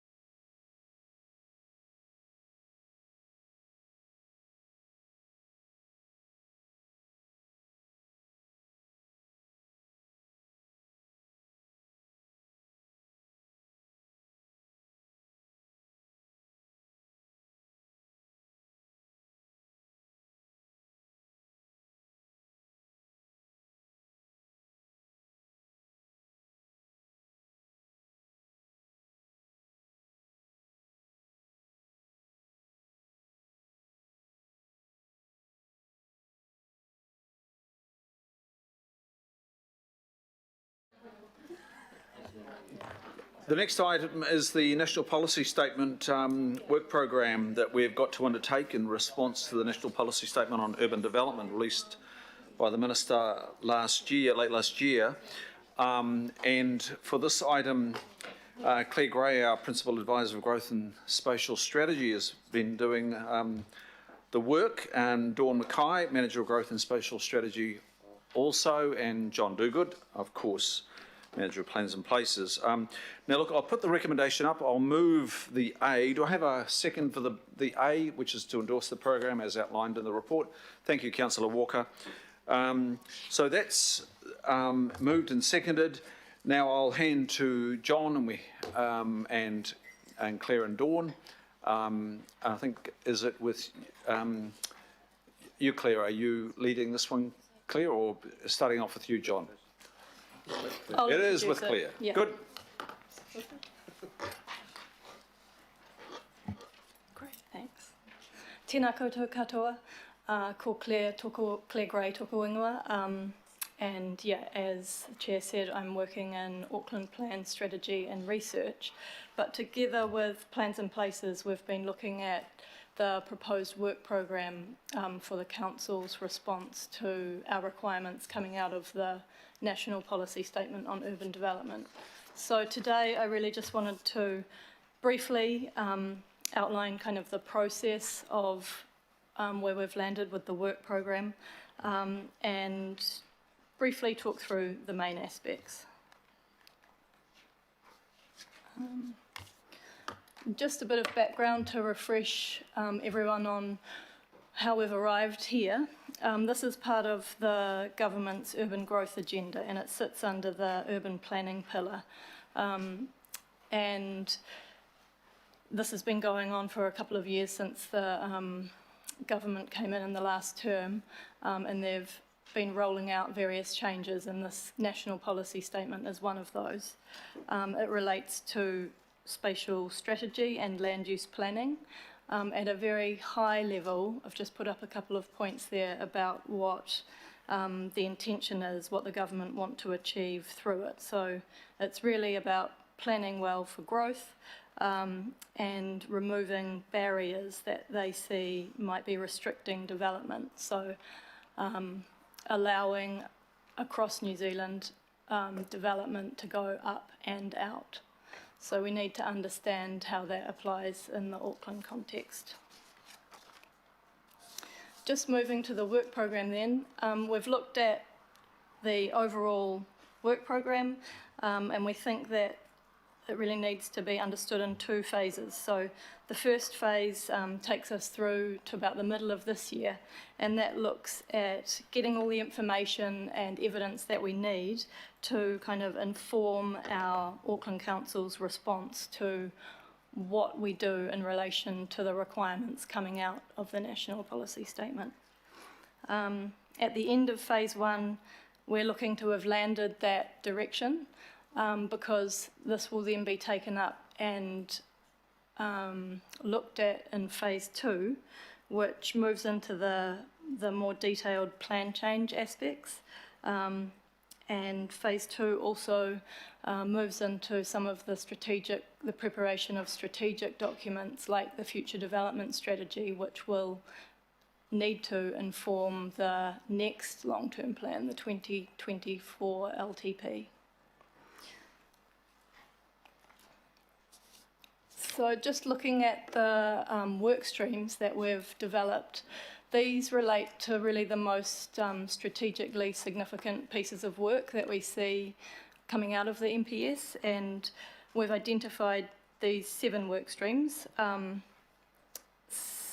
Yeah, there's also some in there that are in relation to the timeframes given in the NPS. So the NPS does set specific timeframes for most of this work, and some of them are sooner than others. Like, for example, Workstream 7, the removal of car parking minimums, the deadline for that is January next year, whereas the deadline for a lot of the other work is August next year. So that's how we've sort of arrived at which work streams are in phase one. We'll be bringing all of these work streams to planning workshops, future planning workshops and committees, where we'll have the opportunity to go over them in a lot of detail and have really good discussions about what some of the implications might be coming out of the approach that we're thinking of taking in response to these areas of work. So this is just a look at the schedule of workshops and meetings that we're envisaging bringing the work to. Some of them are grouped together because there is a lot of overlap between some of these work streams. A lot of the work is really interconnected, and you can't really look at one aspect without understanding the rest of the package of work that we need to do. So we've arrived at the proposal is for a series of committee workshop meetings. So you'll see that in the middle column. So from starting with the first one in a couple of weeks on the 17th of February and going through till essentially May, and then all of them being wrapped up and brought together to a 3rd of June planning committee meeting where we can consider the implications of the whole package of work together. And then because we think that there'll be some pretty significant strategic decisions coming out of that meeting, we have also got a further committee workshop in June to think about any further changes that we might need or consequential changes that have arisen at that 3rd of June committee meeting. And then again, it all gets wrapped up together in a July or August committee meeting. We do also have a couple of slightly separate parts of the work program that aren't so sort of intricately tied together with the other aspects. So one of them is car parking, and you'll see the removal of the car parking minimum, and you'll see that that's scheduled for a July or August committee meeting. And then the last row there down the bottom is talking about our requirement to produce a housing and business capacity assessment. The full report needs to be published by the 31st of July this year, so the intention is to come to the 1st of July committee meeting to get approval before we publish that report. So moving to phase 2, which is really from the middle of this year onwards, and once we've landed this kind of strategic direction and approach that I'm talking about, it really moves into the more detailed plan change phase of work. And the bulk of that preparation of the plan changes takes us through to August 2022. So there's basically a year for preparation of plan changes, and we need to get them notified by August 2022. So we'll be looking at a program of work in relation to the second phase, and we'll bring that back to you closer to the time of phase 2 starting. It does also, just better point out that it does also include some dates beyond August 2022, so a lot of this work that's required is to feed into the 2024 long-term plan, so we need to prepare various evidence and strategic documents before then. So the housing and business capacity assessment and also the future development strategy that's currently sitting in the Auckland plan will need to be relooked at.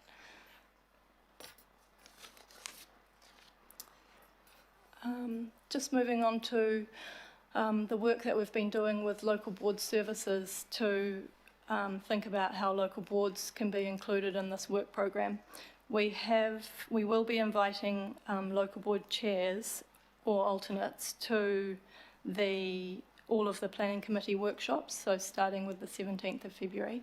And we've also separately arranged a local board Skype briefing, which is for all local board members on the 5th of March. So the content of that would be sort of similar to what we're having here today, an overview of the MPS and the expected work program and when local board members can expect to be included in that work program.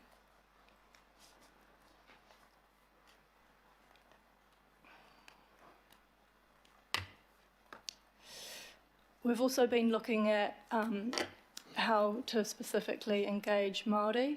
So we intend to we have prepared and we intend to send the memo to the next Mana Whenua Kaitiaki Forum. And yeah, similar to the local boards, it's about introducing the MPS and the expected work program, and when the forum, well, if and when the forum would like to be involved in that work program. So once we get a feel for what aspects, how much capacity they have and what aspects they're most interested in, we can figure out what kind of material we take and how we do it. And we also plan to contact iwi individually to talk about specific aspects that might be of interest.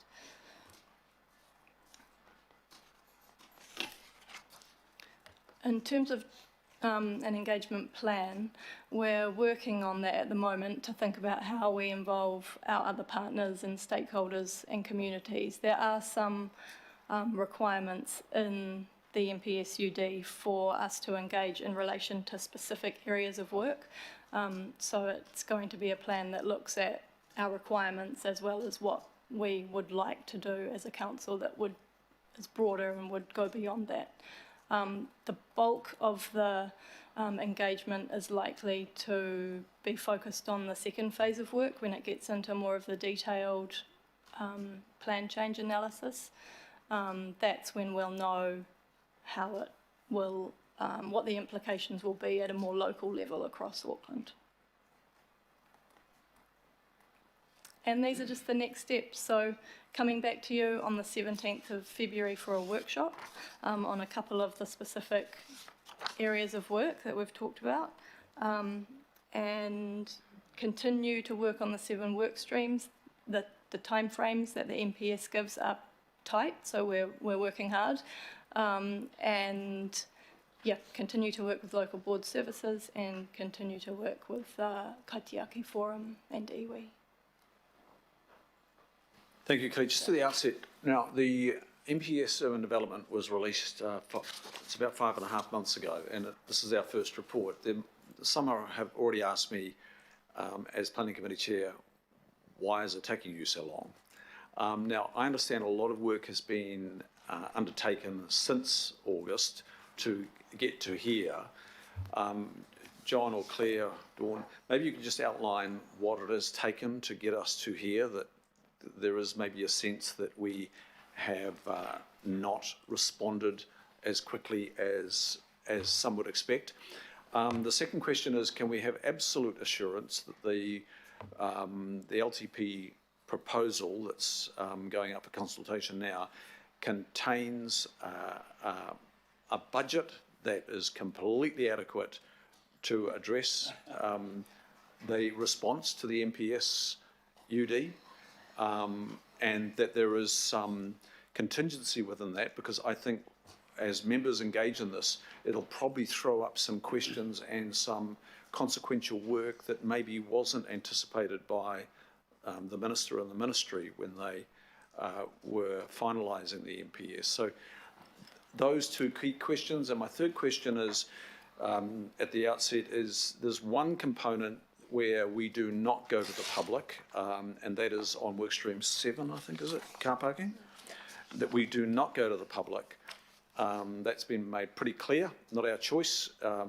It's in the MPS. Can we get that out quicker? Can we fast track any that component or any other components? Probably a question for you, John. Questions 3. Thank you, Chair. So in response to the timeframe for bringing this report to you, I guess we had hoped to try and potentially bring something in December, but just prioritising the work of some of our teams, finding leads for these various work streams. Shank Victor is the General Manager for Auckland Plan Strategy and Research, and myself getting together and giving the team some direction around this work program really just took us through until it was too late to make the December agenda, unfortunately. So would have liked to have come in December, but we just want to have a really good officers' discussion around the work program and how to sort of approach the NPS UD and establish these work streams and confirm which staff are leading the different work streams and get them doing some work around that. We have been working with legal services and our colleagues in the consents department because some aspects of the NPS urban development apply immediately. So there's been some work happening on that front. In terms of the second question around the long-term plan and is there sufficient budget to respond to the NPS UD, I assume, Chair, you're referring to the operational budget for us to undertake the work as opposed to the longer-term implications for investment in CapEx, infrastructure and so on, and that comes as part of a subsequent phase around developing the new future development strategy for Auckland, which is required under the NPS UD, which will replace the development strategy in the Auckland plan, the housing and business assessment work. So, and the NPS UD is really geared up, I think as Claire may have mentioned, to influence the next LTP 2024 and a new future development strategy for Auckland in advance of that. So that's when we'll know a lot more about the financial implications of responding to this NPS UD as we work through things over the next 2 or so years. But to tackle the other aspect of it around OPEX for operational expenditure for staff, we do feel that at this stage, and then confirm as well, that we are in a good position if the LTP goes through as it stands to do the technical work required to get us through to certainly through to August next year with the plan changes. Dawn, you may have something else to add, but generally speaking, we feel we've got the resources. We are reprioritising some of our work and completing some work within the Chief Planning Office to shift our attention onto the NPS urban development, and also the NPS freshwater management is another fairly significant government direction that we're having to reprioritise and sort of move people onto it. But Dawn, have you? So on that, is the work program maintained? Is the balance of the work program maintained, or are there going to be delays in the balance of the Planning Office work program to attend to the NPS UD? I think we're fortunate in that some of the spatial planning that we've been doing in the greenfields over the last few years, the structure plans in Drury, Opeheki, Pukoi Pairata, Warkworth, Whanuapai, we've completed that spatial planning work. That's quite a big program for the Chief Planning Office. The spatial planning within the existing urban areas were mainly focused around the Waidema Roskill area with Kaingaora, Mangaria Tahu, and a couple of smaller locations, but a lot of that work is coming to an end as well. So we are fortunate in that our spatial planning work is reaching a natural sort of end point around about the middle of this year to then shift onto this more RMA statutory planning work. So in short, no, we're pretty good to maintain the key things in our work program. I think through the chair, just at a broader level, there is a lot of work going on, whether generated, by the council and committees, but also government. And so in the next number of years, and I've said this to you before, there is a massive work program going on, and we will not be able to continue to do everything that we thought we would, without these extra pieces of work coming on at us. Having said that, John is absolutely right. We are prioritising this work, the freshwater management work. There is resource management reform coming through, so we will need to put resource into that as well. But our work program has changed and will change. We will not be able to do everything that you may want us to do, for example. And so we will talk to you about, well, if you want us to do that, then what's going to drop off? So we are absolutely in that position. But we feel that we have the resourcing, both FTE, numbers of people and budget, to do this work. And we've put that through, into the budget, certainly for the next few years. And the final question, sorry, Dawn. I was just going to say through the chair, there is a bit of a bid in the LTP for resources as well. So that's Understand that. And look, the last one before we take other questions was the car parking. Is there ability to fast track that? We have one planner working full time on it, and so we'll certainly give the committee an update at the workshop on how that work's progressing. I can't say at the stage, I'm not entirely sure, but we think it would be good to move ahead with that one before the January date next year, if possible. So we'll have to come back to you on the time frame around that. It sounds straightforward, just delete the parking standards, but a lot of those standards tie into some strong objectives in the plan or policies for certain locations in Auckland, and it's a little bit more complex than it might sound. So we're just working our way through that. We'll give you an update when we can. Okay, we'll hear on the 17th on that and others. Mayor Goff, please. Yeah, thanks. If I can just take a little while over this, Mr. Chairman, and it is a question, and it's around how we structure our discussion of the implications of the NPS. When it last came to the committee, I think it was July last year, and we had very limited time. In fact, I think we had to delegate the submission making to the chair and officers, because there was less than a month between gazetting the proposal and putting it in place. We made submissions on it. I don't think yet, John, we've had a chance to actually discuss what the government's response to those submissions were, or even to discuss our submissions as a group. So I guess my question is around the first session. You know, it's great work stream set out here, but it's atomising it into specific areas. And I think we need a general discussion about implications of NPS. And can I just elaborate on it, because it touches on your questions, Mr. Chair, which I think were pertinent. In the paper, you've got that the NPS requires us to provide sufficient infrastructure-ready development capacity so that more homes can be built in response to demand. Now, we've done that in the unitary plan, and we've walked over broken glass to try to get funding to keep our infrastructure development up, notwithstanding COVID-19.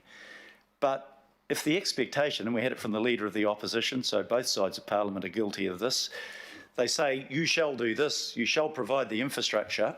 They just forget to say one thing: how do we provide that infrastructure? Because at the moment we're whacked by COVID-19, we've got climate change to deal with, we've got water supply to deal with, we've got renewal of amenities, and you know, it's great to have on high the command, thou shalt provide infrastructure, but God, please tell us how. Because what we haven't had in response to our submissions is how we can broaden our revenue base to do some of the things that they want us to do and we want to do, but there's never been a response short of the IFF legislation, which is partially helpful but not fully helpful. So I think we need to have a broader discussion around that before we get into the specific topics. And can I just raise a question about the car parking as well? And I said this in private to other councillors at a recent meeting. I went through Flatbush with the cops late one night 2 weeks ago, and you could barely get the cop car up the bloody road because the cars were parked on the berms, the side of the road, etc. And I can give you a dozen examples across the city. Now we're being told that you take away all car parking. Now that's nice. If I lived in Ponsonby, I could just catch a bus or hop on the train. Actually, Flatbush doesn't have a rail line, and it doesn't have sufficient connections, and it doesn't have a shopping centre right in the midst of it. People have to have cars. So we're not going to the public on it, but it's a real problem out there. And I'd kind of like an explanation, or at least a discussion, around how we deal with this transitional phase that we're in, that might go on for years, between moving away from a car-dependent society, but still being one at the moment, because there's no other way of doing it. So the question is around, I think we need a space, maybe I direct it to Megan, we need a space where we can talk about some of these wider issues rather than focusing on it just one narrow section by one narrow section, because we've never really had the opportunity in this body as a whole to talk about the wider picture. Now, you know, I'm sympathetic to the goals of the NPS, but there are some big problems involved in it, and I don't think we've had answers from government, and I think we need to look at it holistically, comprehensively, before we break it down into the sections. So just seeking some feedback from Megan or maybe John on, I think we need to do that, and you Mr. Chair, because you're actually, you're in charge of the committee, can we have that session so we can go through this and focus on what the challenges are and the adequacy or otherwise of a directive without an explanation of how you deal with the consequences of that directive? I'm sorry it took so long. Thank you, through the chair. Thanks, Mr. Mayor. Look, I think that's really helpful, and we can certainly do that for you. We did a workshop with you all in September, I think it was, last year, and so we probably touched on some of that, but again, we were also trying to learn and understand it ourselves at that point. So we're in a better position now to understand implications or possible implications depending on the direction that we get from you over the next 6 months. So I think it's really helpful. We will work on that. And if there are any other feedback or things you would like us to deal with in that kind of context setting, please just let me know. Thank you. Okay, thanks, Mayor Goff. I think we do need a bit of a refresher, even though I think there was a memorandum that went around and it summarised our submission and looked at the MPS response.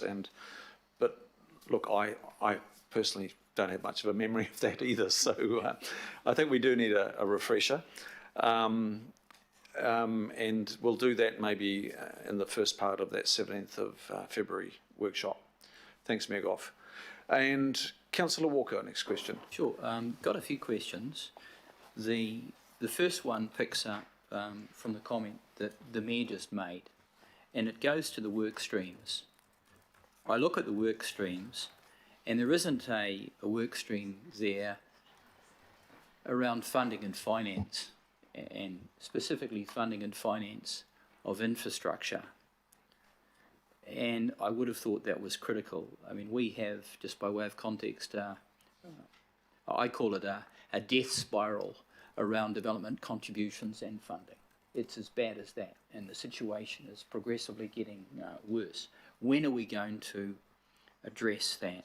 We're at our debt limit, and as far as DCs are concerned, we're not collecting the contributions that we need to fund infrastructure, especially out in the greenfields areas. That's part of the death spiral, and in the brownfield areas it's even worse. That's death spiral Mark 2. And this is critical stuff, and it's against a background where we've got accelerated provision of housing in areas where there isn't infrastructure. So that's one question I've got.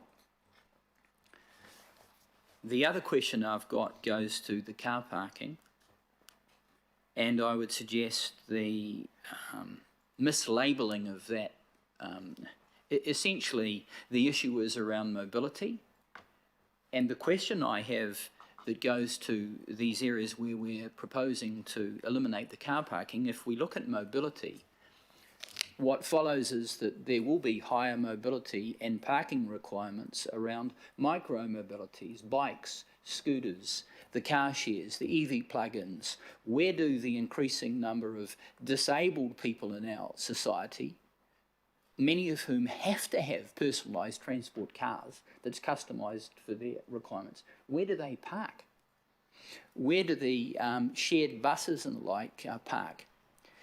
And where is the evidence around what is happening in the EV space, where we are moving to a situation where you will have EVs that are carbon neutral, powered by solar in homes, and Elon Musk is driving that at a rapid rate. So from a carbon perspective, the parking and the like is not going to equate in terms of emissions. The issue will be around congestion and road space. And where is the evidence around that? And the notion that if you've got a car and it's an electric car, and there are a number of people actually in it, it's actually more carbon neutral than a bus that may not have many people in it, even if it's an EV bus.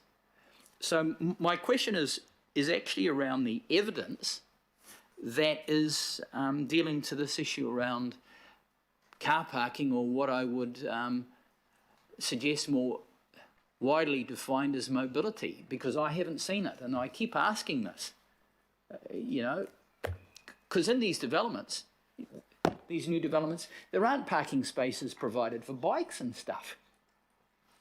It's bluntly it. So where are we going? And then the last question I've got, and it goes to workstream number 1, well-functioning urban environment. What are the implications of this on the ground around loss of heritage, loss of urban trees? Because as you look around what's actually happening right now in terms of the unitary plan, the properties where you see the intensive development have every stick of vegetation removed, and you've got development that's plastered so close to the boundaries it's not funny, scarcely any pervious surface at all in some of these developments. And as Councillor Stewart would back me up, in some areas, significant stormwater issues that have not been addressed, and I'm referring to parts of Howick where the drainage network is on private properties, and the number of properties that are subject to flooding of areas where people live and park is significant, with no budget to address that. So these are some related issues that go to how we address these work streams, Mr. Chair, because I have a real concern that in terms of what the government is proposing, they're out of touch with what's happening on the ground in Auckland. Okay, look, there's a range of questions there. Now, we can have some responses now, but a lot of that's probably going to be necessary at the first workshop as well. So I don't want to curtail, you know, a response from you and to Councillor Walker. But can we just clarify, please, because on the car parking, and that's just one of a number of work streams, there is no suggestion that we're removing the ability of a developer or an individual to provide car parking. We're just following the government edict is that this territorial authority and every other territorial authority shall remove the requirement for minimum car parking. Can we just confirm that there's no suggestion that we're going to stop the market from providing car parking? Mr. Chair, and to Councillor Walker, that's correct. It's not preventing the market from providing parking. It's not requiring the council to change the unitary plan to ban the provision of off-street parking as part of a development, but it's just preventing all councils throughout the country from specifically requiring the market to deliver that car parking. But there will certainly be implications for the use of road space, and so I think that the key thing I want to assure you is that we are working with Auckland Transport on our response to the NPSUD. That I think these are very good points, and just a reminder to us that when we're bringing these work streams to you, we need to bring our colleagues from AT along to address, you know, how AT sees the council, Auckland Transport, responding to parking changes in parking and the use of road space as the NPSUD sort of becomes implemented. And also with our finance colleagues as well. I think those are key points around the funding and financing of infrastructure. We need to sort of weave that into these workshops, and certainly in the first workshop around well-functioning environment. Just very briefly, things like heritage, historic heritage and natural hazards from flooding. The MPS urban development does allow the council to keep the zoning as it currently is in those areas, and that's something we'll work through with you under the intensification work stream. And the qualifying matters is what they refer to in the MPS urban development. If it's a qualifying matter such as natural hazard or historic heritage, you can take a different approach to those locations. So there's a lot of work involved there.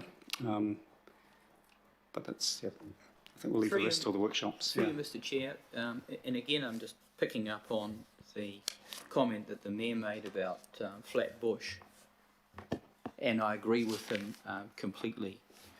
In respect of these work streams and the evidence that we collect, can we look at particular case studies around Auckland?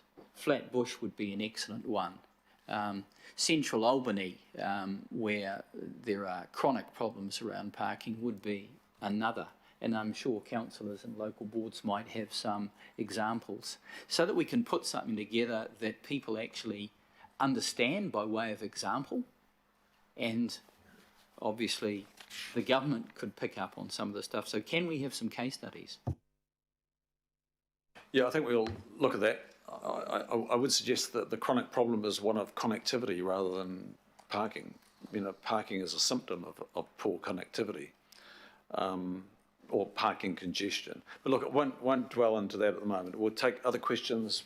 Member Namani, please.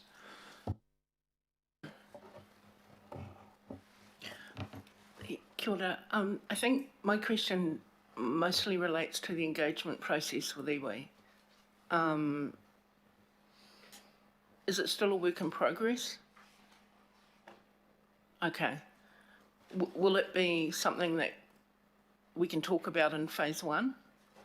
And then, but also knowing that you're sending memos out to the Kaitiaki Forum and iwi. I'd probably put that round the other way in my own view, knowing where this is heading, which is a plan change, you know. But I think the other thing is, don't forget Mātāwaka, marae particularly, because they have, you know, there's potentially a bit of impact on that. So, yeah, my question was just around that initial memo, how wide's that going within the iwi Mātāwaka potentially community?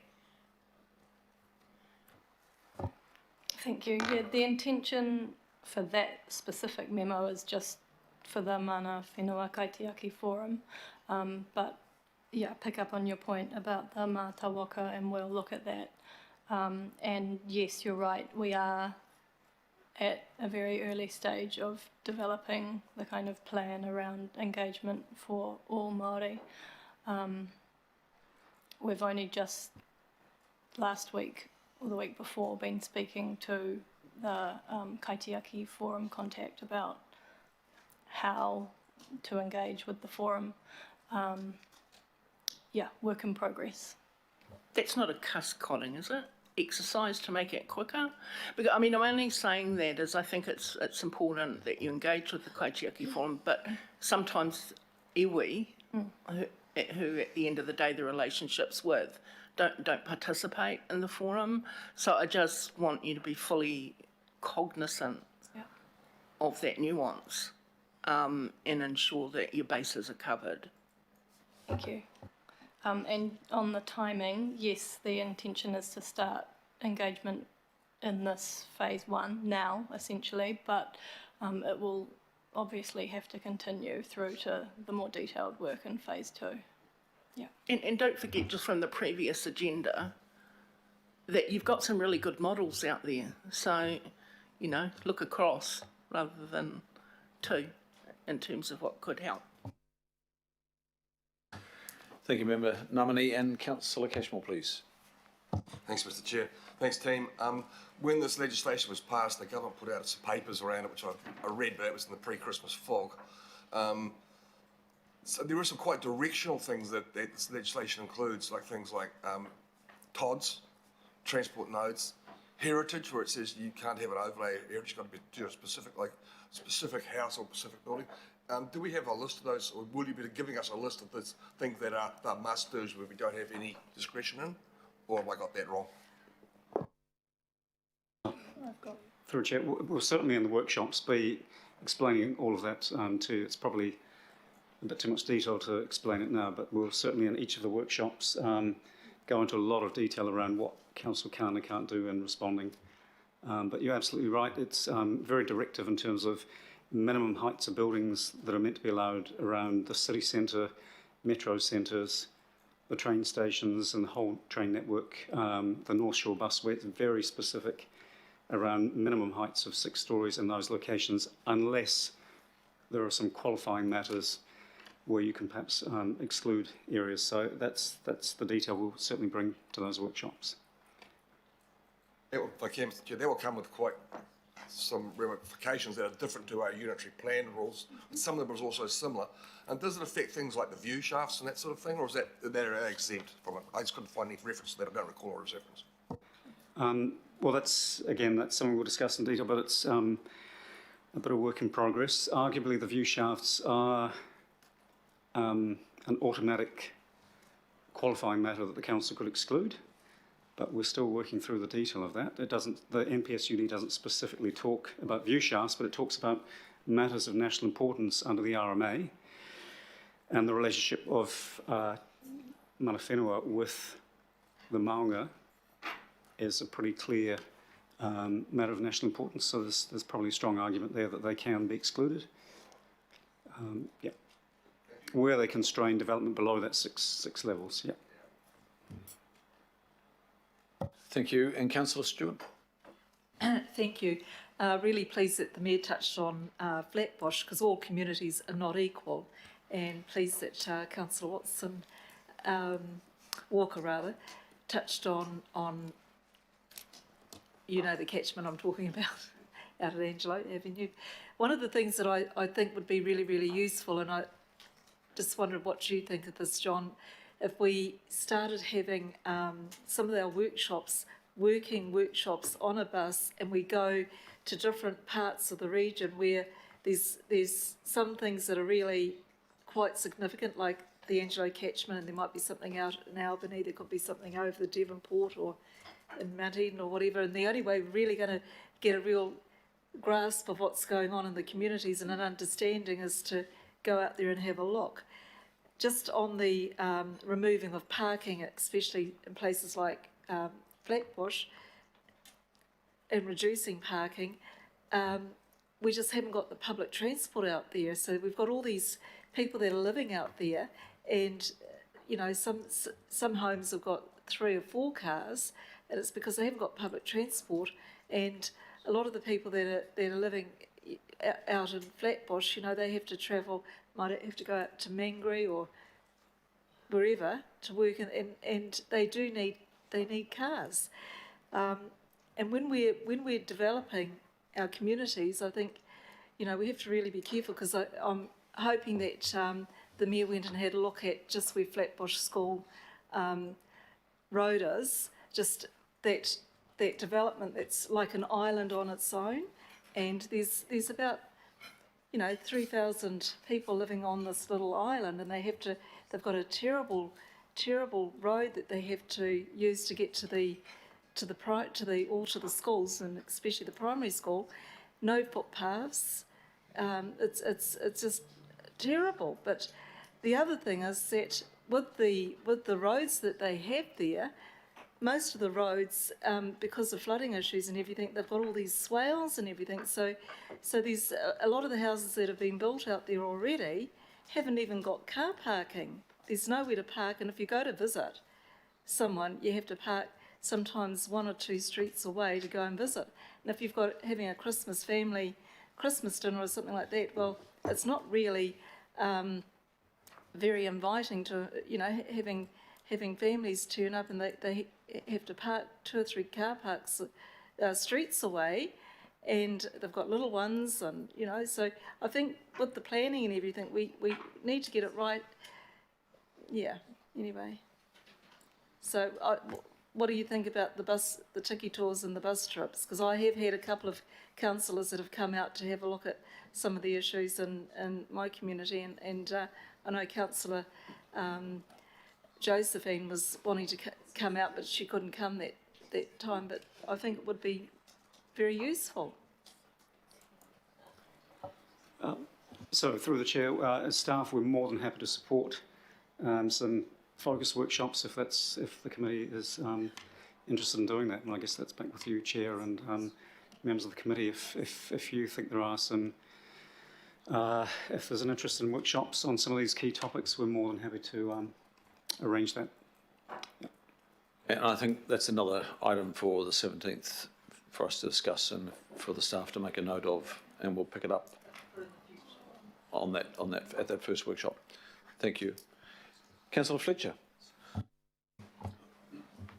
Well, thank you, Mr. Chairman. I'm mindful that we're as a council, we're a creature of statute, and you've invited us for questions, and I would love to give you a rant about what I think the government are trying to do with urban development and how they want things to be better for everyone now and for everyone into the future.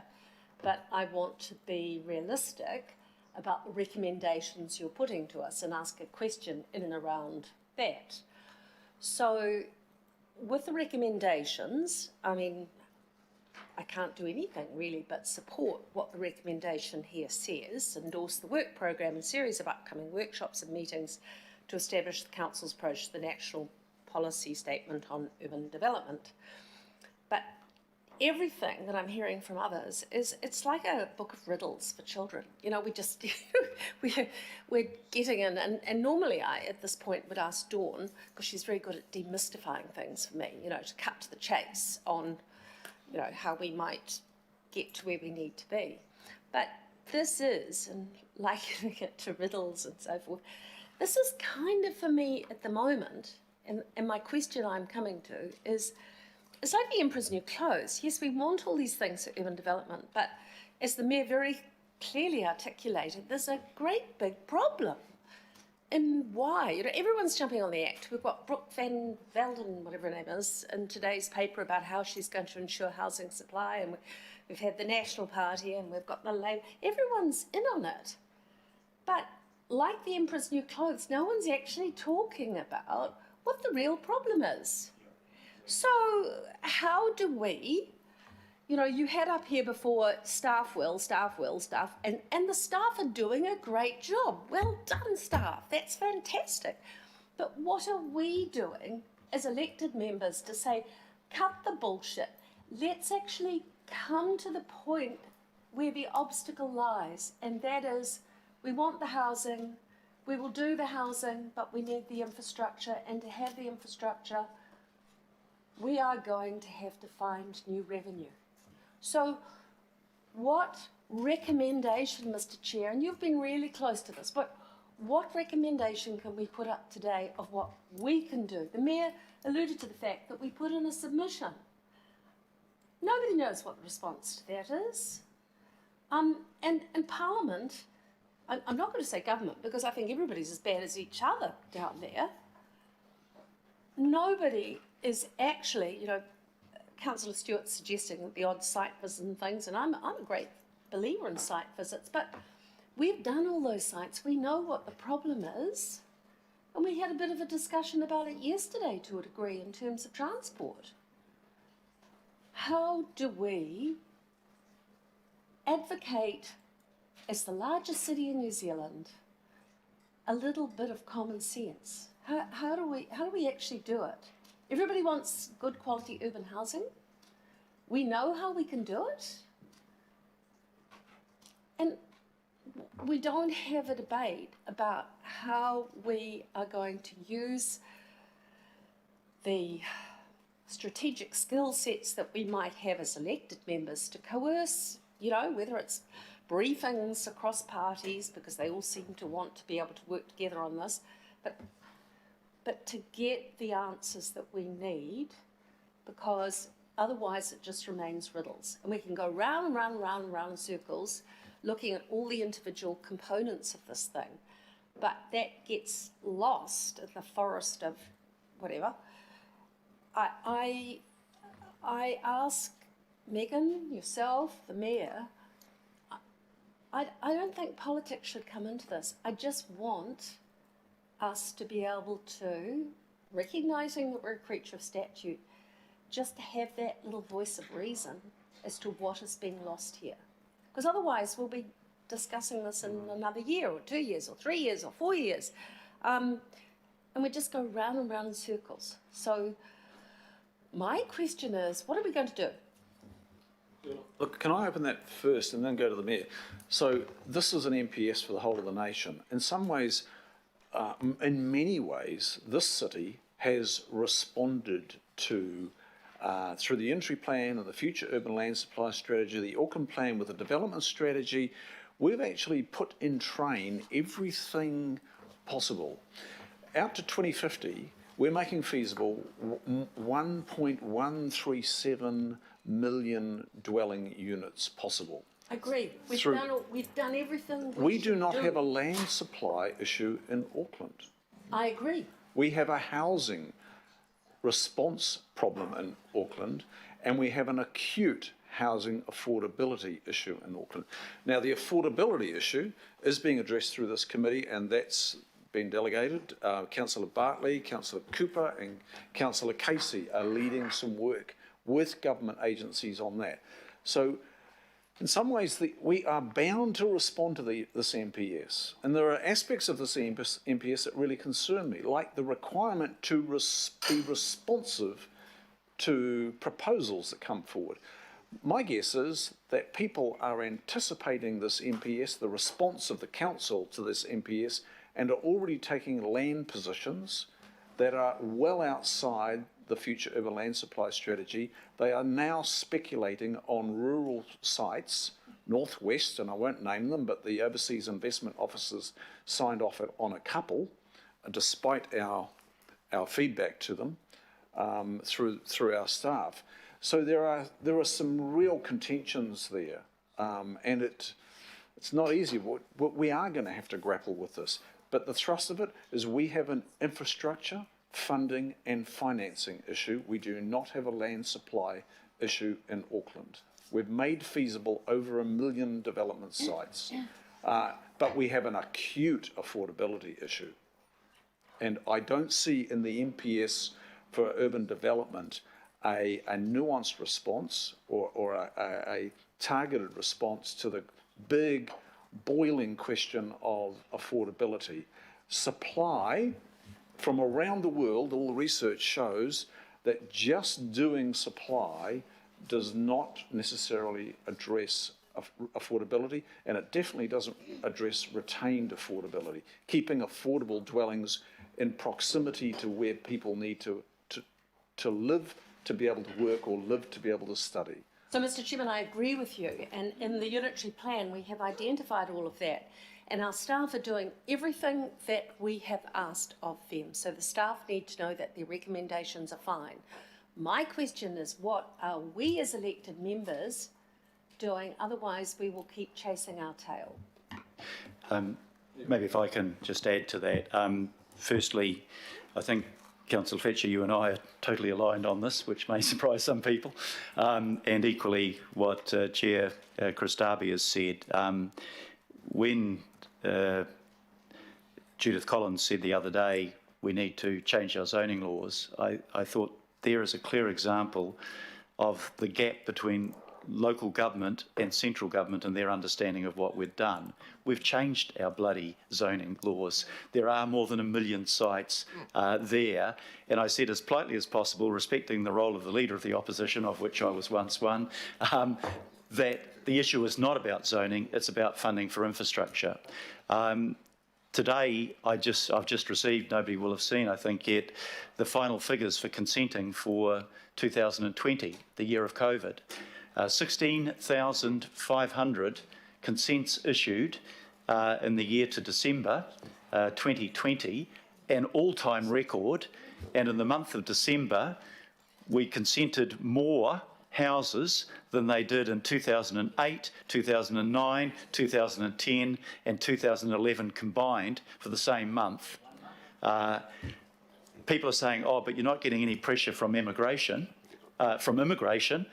True, nobody's coming to New Zealand as immigrants, but 100,000 New Zealanders have returned to New Zealand, and proportionately, I would think, to Auckland since we locked down, which is higher than the level of migration. And what's more, no Kiwi is immigrating at the moment. They can't. So the growth pressures are there, and I'm just, as you were speaking, I was drafting my press statement, making the point very clearly to government that, you know, might be sympathetic to what they're trying to do with the MPS, but they've got to understand our problem is about funding infrastructure. And it's alongside all of the other pressures that are on us, and you cannot do that on the rating base that the legislation provides for, unless you're going to put 20% rate increases. And when we do that, there won't be very many survivors around this table. So we've got to have, and I will continue to push, and I'm pushing right as we speak, for the government to start to address that problem of infrastructure funding. Because the IFF Act is helpful, but it's only part of the problem, part of the solution, and we need a whole lot more things. The pressure of growth is not going away from Auckland. If anything, it may be getting worse. And while we welcome that new housing, and they tell us under the MPS we've got to provide the infrastructure, they haven't explained how. Can't we? I mean, Grant Robertson is a lovely guy. I really like him at a personal level. Can't we invite him and whomever his equivalents are, and actually just sit down and have a discussion, drawing attention to this, because everyone wants the same outcomes. It's the strategies to get there. And at the risk of people starving, and I don't want to prolong it, no, absolutely, we've got to keep up that communication, and we've got to keep up that process of education. And I've got to confess, and you probably do the same, that in central government I did not understand the constrained environment in which local government is acting. And we've worked, and Bill and I have worked quite closely together with Bill English, with Stephen Joyce, with Jacinda Ardern, Grant Robertson, and we've got to keep that up. I see caucuses regularly. The ACT caucus is coming to see me. I'll be making that point. I haven't read Brooke's article yet, but I suspect I knew what she was going to write when I glanced at it. And I will be keeping up that pressure, both from myself and I think on behalf of everybody here. We've just got to have a recognition of that challenge. And the MPS says, thou shalt do this, without being very helpful on giving us the mechanism by which we can achieve that, and all of the other things that the Commission on Climate Change, etc., is asking of us. I want to do all of those things, but I can't and we can't do that unless we have a funding source that enables us to do that. So could we have a B today? So in addition to the endorsement of the work program, the B, along the lines of conveying just what the Mayor has said and having it validated by everybody in this room to say, you're not going to get the outcomes you want unless you identify some funding streams to achieve it. If I may, Mr. Chair, because this is about work program, the conversation has strayed, and quite understandably and appropriately, to the critical issue. I'm not sure that we want to amend that. I'm just taking the body language around this table is that everybody is actually on the same track about continuing that pressure. I've seen nobody in any way suggest dissent to the need to keep pressure up, and you're quite right, Councillor Fletcher, it's on the whole of Parliament, not just the government, to recognise that to solve these problems there has to be a mechanism by which we can raise the funds to do the fundamental things that are needing to be done. So I'm not sure we need to put it in the resolution, but I think there's 100% support for what you've said, what Councillor Darby has said, and what I've said. If anybody has a different view, speak now or forever hold your peace. But we have discussed this, and it is an ongoing thing, not simply changing one recommendation in one paper, but keeping up that pressure and doing it collectively as a council, irrespective of our personal political views and backgrounds. And I think that's what, hopefully will give us some strength in Otherwise, this. we're just like little mice on a treadmill. I would love to see us brief all the parties together and tell it like it is. So I think we do have a meeting with ministers coming up. It's in plan at the moment, Yep, Mayor. we've got, I'm working on the program of ministers now. We've got Minister Wood up first later this month, I think. So as soon as I've got the detail of that locked in, we'll let you know. And we need to do it to every minister, every member of Parliament. Some of you have got, some of the councillors have got better contacts within the National Party than I've got, and we should be using that with the Greens, with ACT. It should be across the board to get that message across. Yep, look, we're on the same track as to what we want, but let's look at the critical obstacle and how we can get there. and that is a broader range of funding options to do the things that need to be done on the ground. Don't just tell us to do infrastructure, help us find the way to raise the funds to do it, short of, draconian rate increases that we will not, I don't think, get support for. Yeah. So for those meetings with ministers, Member Councillor Fletcher, I think we might just have to narrow the issues down to the three really big things like infrastructure funding and housing affordability, rather than maybe wandering into a lot of territory that we'd like to canvass with the ministers, but just really having a much deeper discussion about a few really big, chunky issues facing Auckland. Thank you. Okay, look, we're probably extending a little bit on this, so but important conversation. I think we'll leave it there, and Mayor's office will be organising that. And we'll distribute. I think the agenda for those meetings will be distributed prior, so we can confirm it ourselves. Let's go to further questions. Councillor Hills, and then Councillor Cooper, please. Oh, well, I wasn't exactly sure because everyone's commented rather than had questions. So it is moved and seconded, so it is open for comment. Okay, just a brief comment, I guess. Then, yes, it is hard when governments of all colours keep pushing in a direction that tells us to do something A, we're already doing, or B, something we can't do without a bunch of money. So, I mean, this is the current government pushing us, and we will inevitably have to do it. The opposition last week says we should do everything, open everything up, and remove the requirement for infrastructure, which would make things even worse. The issue around, I just hope we focus on the big picture, not focus on, if we do focus on car parking in a specific development that was an SHA that was built out of sequence, yes, that's an issue. If we focus on just urban trees but don't focus on the motorways knocking, Puhoi to Wellsford knocked down a whole Kodi forest, 400 Kodi gone because we extended housing that way. Mill Road is getting rid of hundreds of homes and hundreds of trees. So the more we sprawl, the more, it's one or two trees in a local area building a couple hundred apartments near a train station will inevitably remove cars off the road and help congestion and help people move around. If we keep doing the same thing over and over and over and over and over, we're going to have the same problems. We're a skinny, weird-shaped isthmus, and we don't have more room to widen roads. We don't have more room for motorways. And right now, we are not providing any options for people to live, especially younger people, in this close to jobs, close to universities, close to their whānau.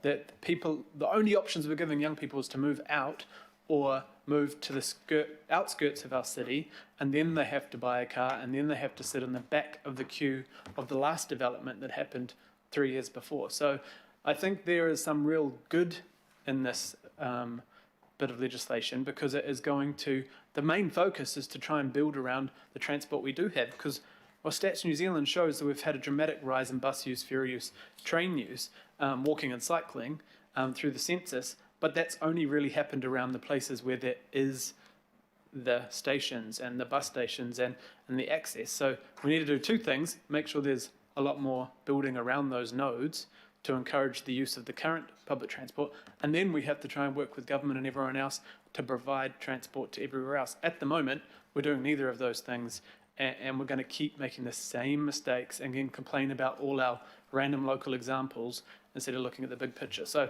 I think this is going to happen to us, so we have to try and be proactive and actually try and design the city we want, not the city that we're already angry at. So I don't know.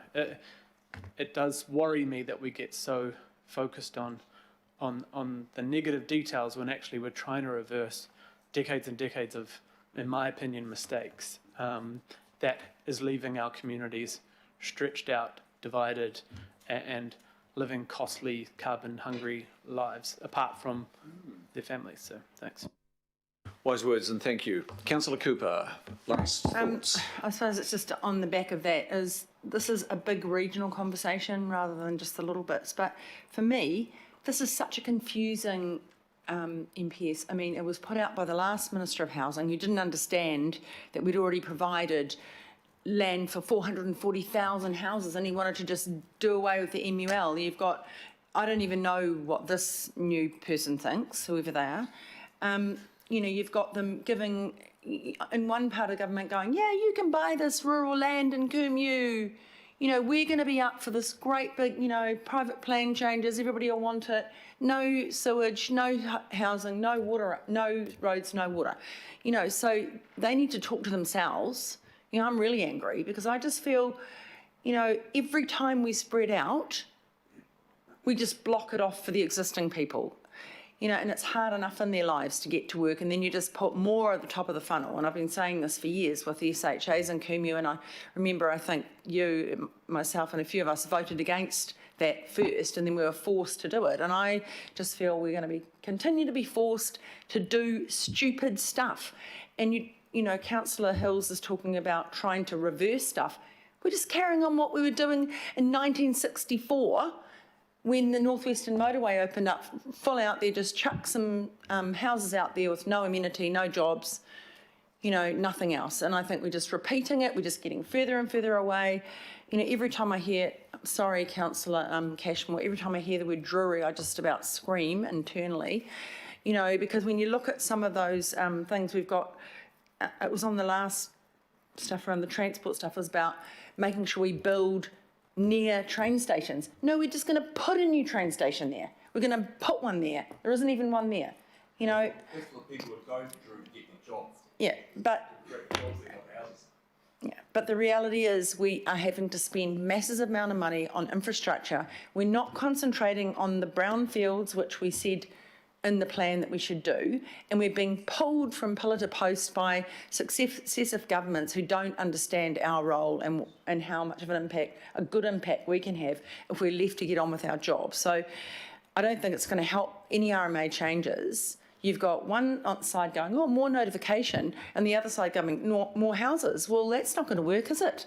So I just see we're going to get more permissive on one hand with one of the pieces of legislation that's going to replace the RMA, and then more restrictive on the other side. So it's going to be just another, we're stuck in the middle in a dilemma, trying to implement both things, and it doesn't work. So I hope that in our work plan and what we're conveying to the government, we can actually, as Councillor Fletcher says and others have said, we've got to spell it out. And if you want us to build new stuff, pay for the stuff under the ground, because developers won't want to do it all. And even if they do, it's going to stuff up our whole roading network. And then none of them are building jobs. Sorry, I'm just a rant, but it's infuriating. Thank you. No, thank you. Thank you, Councillor Cooper. I think it was appropriate. Thank you. I think we've had a good discussion on that one. And that brings us to a vote on the motion to endorse the work program, as you can see. In the motions, it's moved and seconded. All those in favour say aye. Aye. To the contrary, no. Declare that carried. Now, I don't think there's anything. There's just move the 12. That's an information report. Councillor Casey, second. Thank you. And look, Councillor Casey will move. Have a second, please. Councillor Collins. And all those in favour say aye. Contrary, no. Declare that carried. 13, we don't have any extraordinary. That brings us to the conclusion of our meeting, our first meeting for 21. Thank you, everybody, for your contributions. Thank you, staff. And I close the meeting.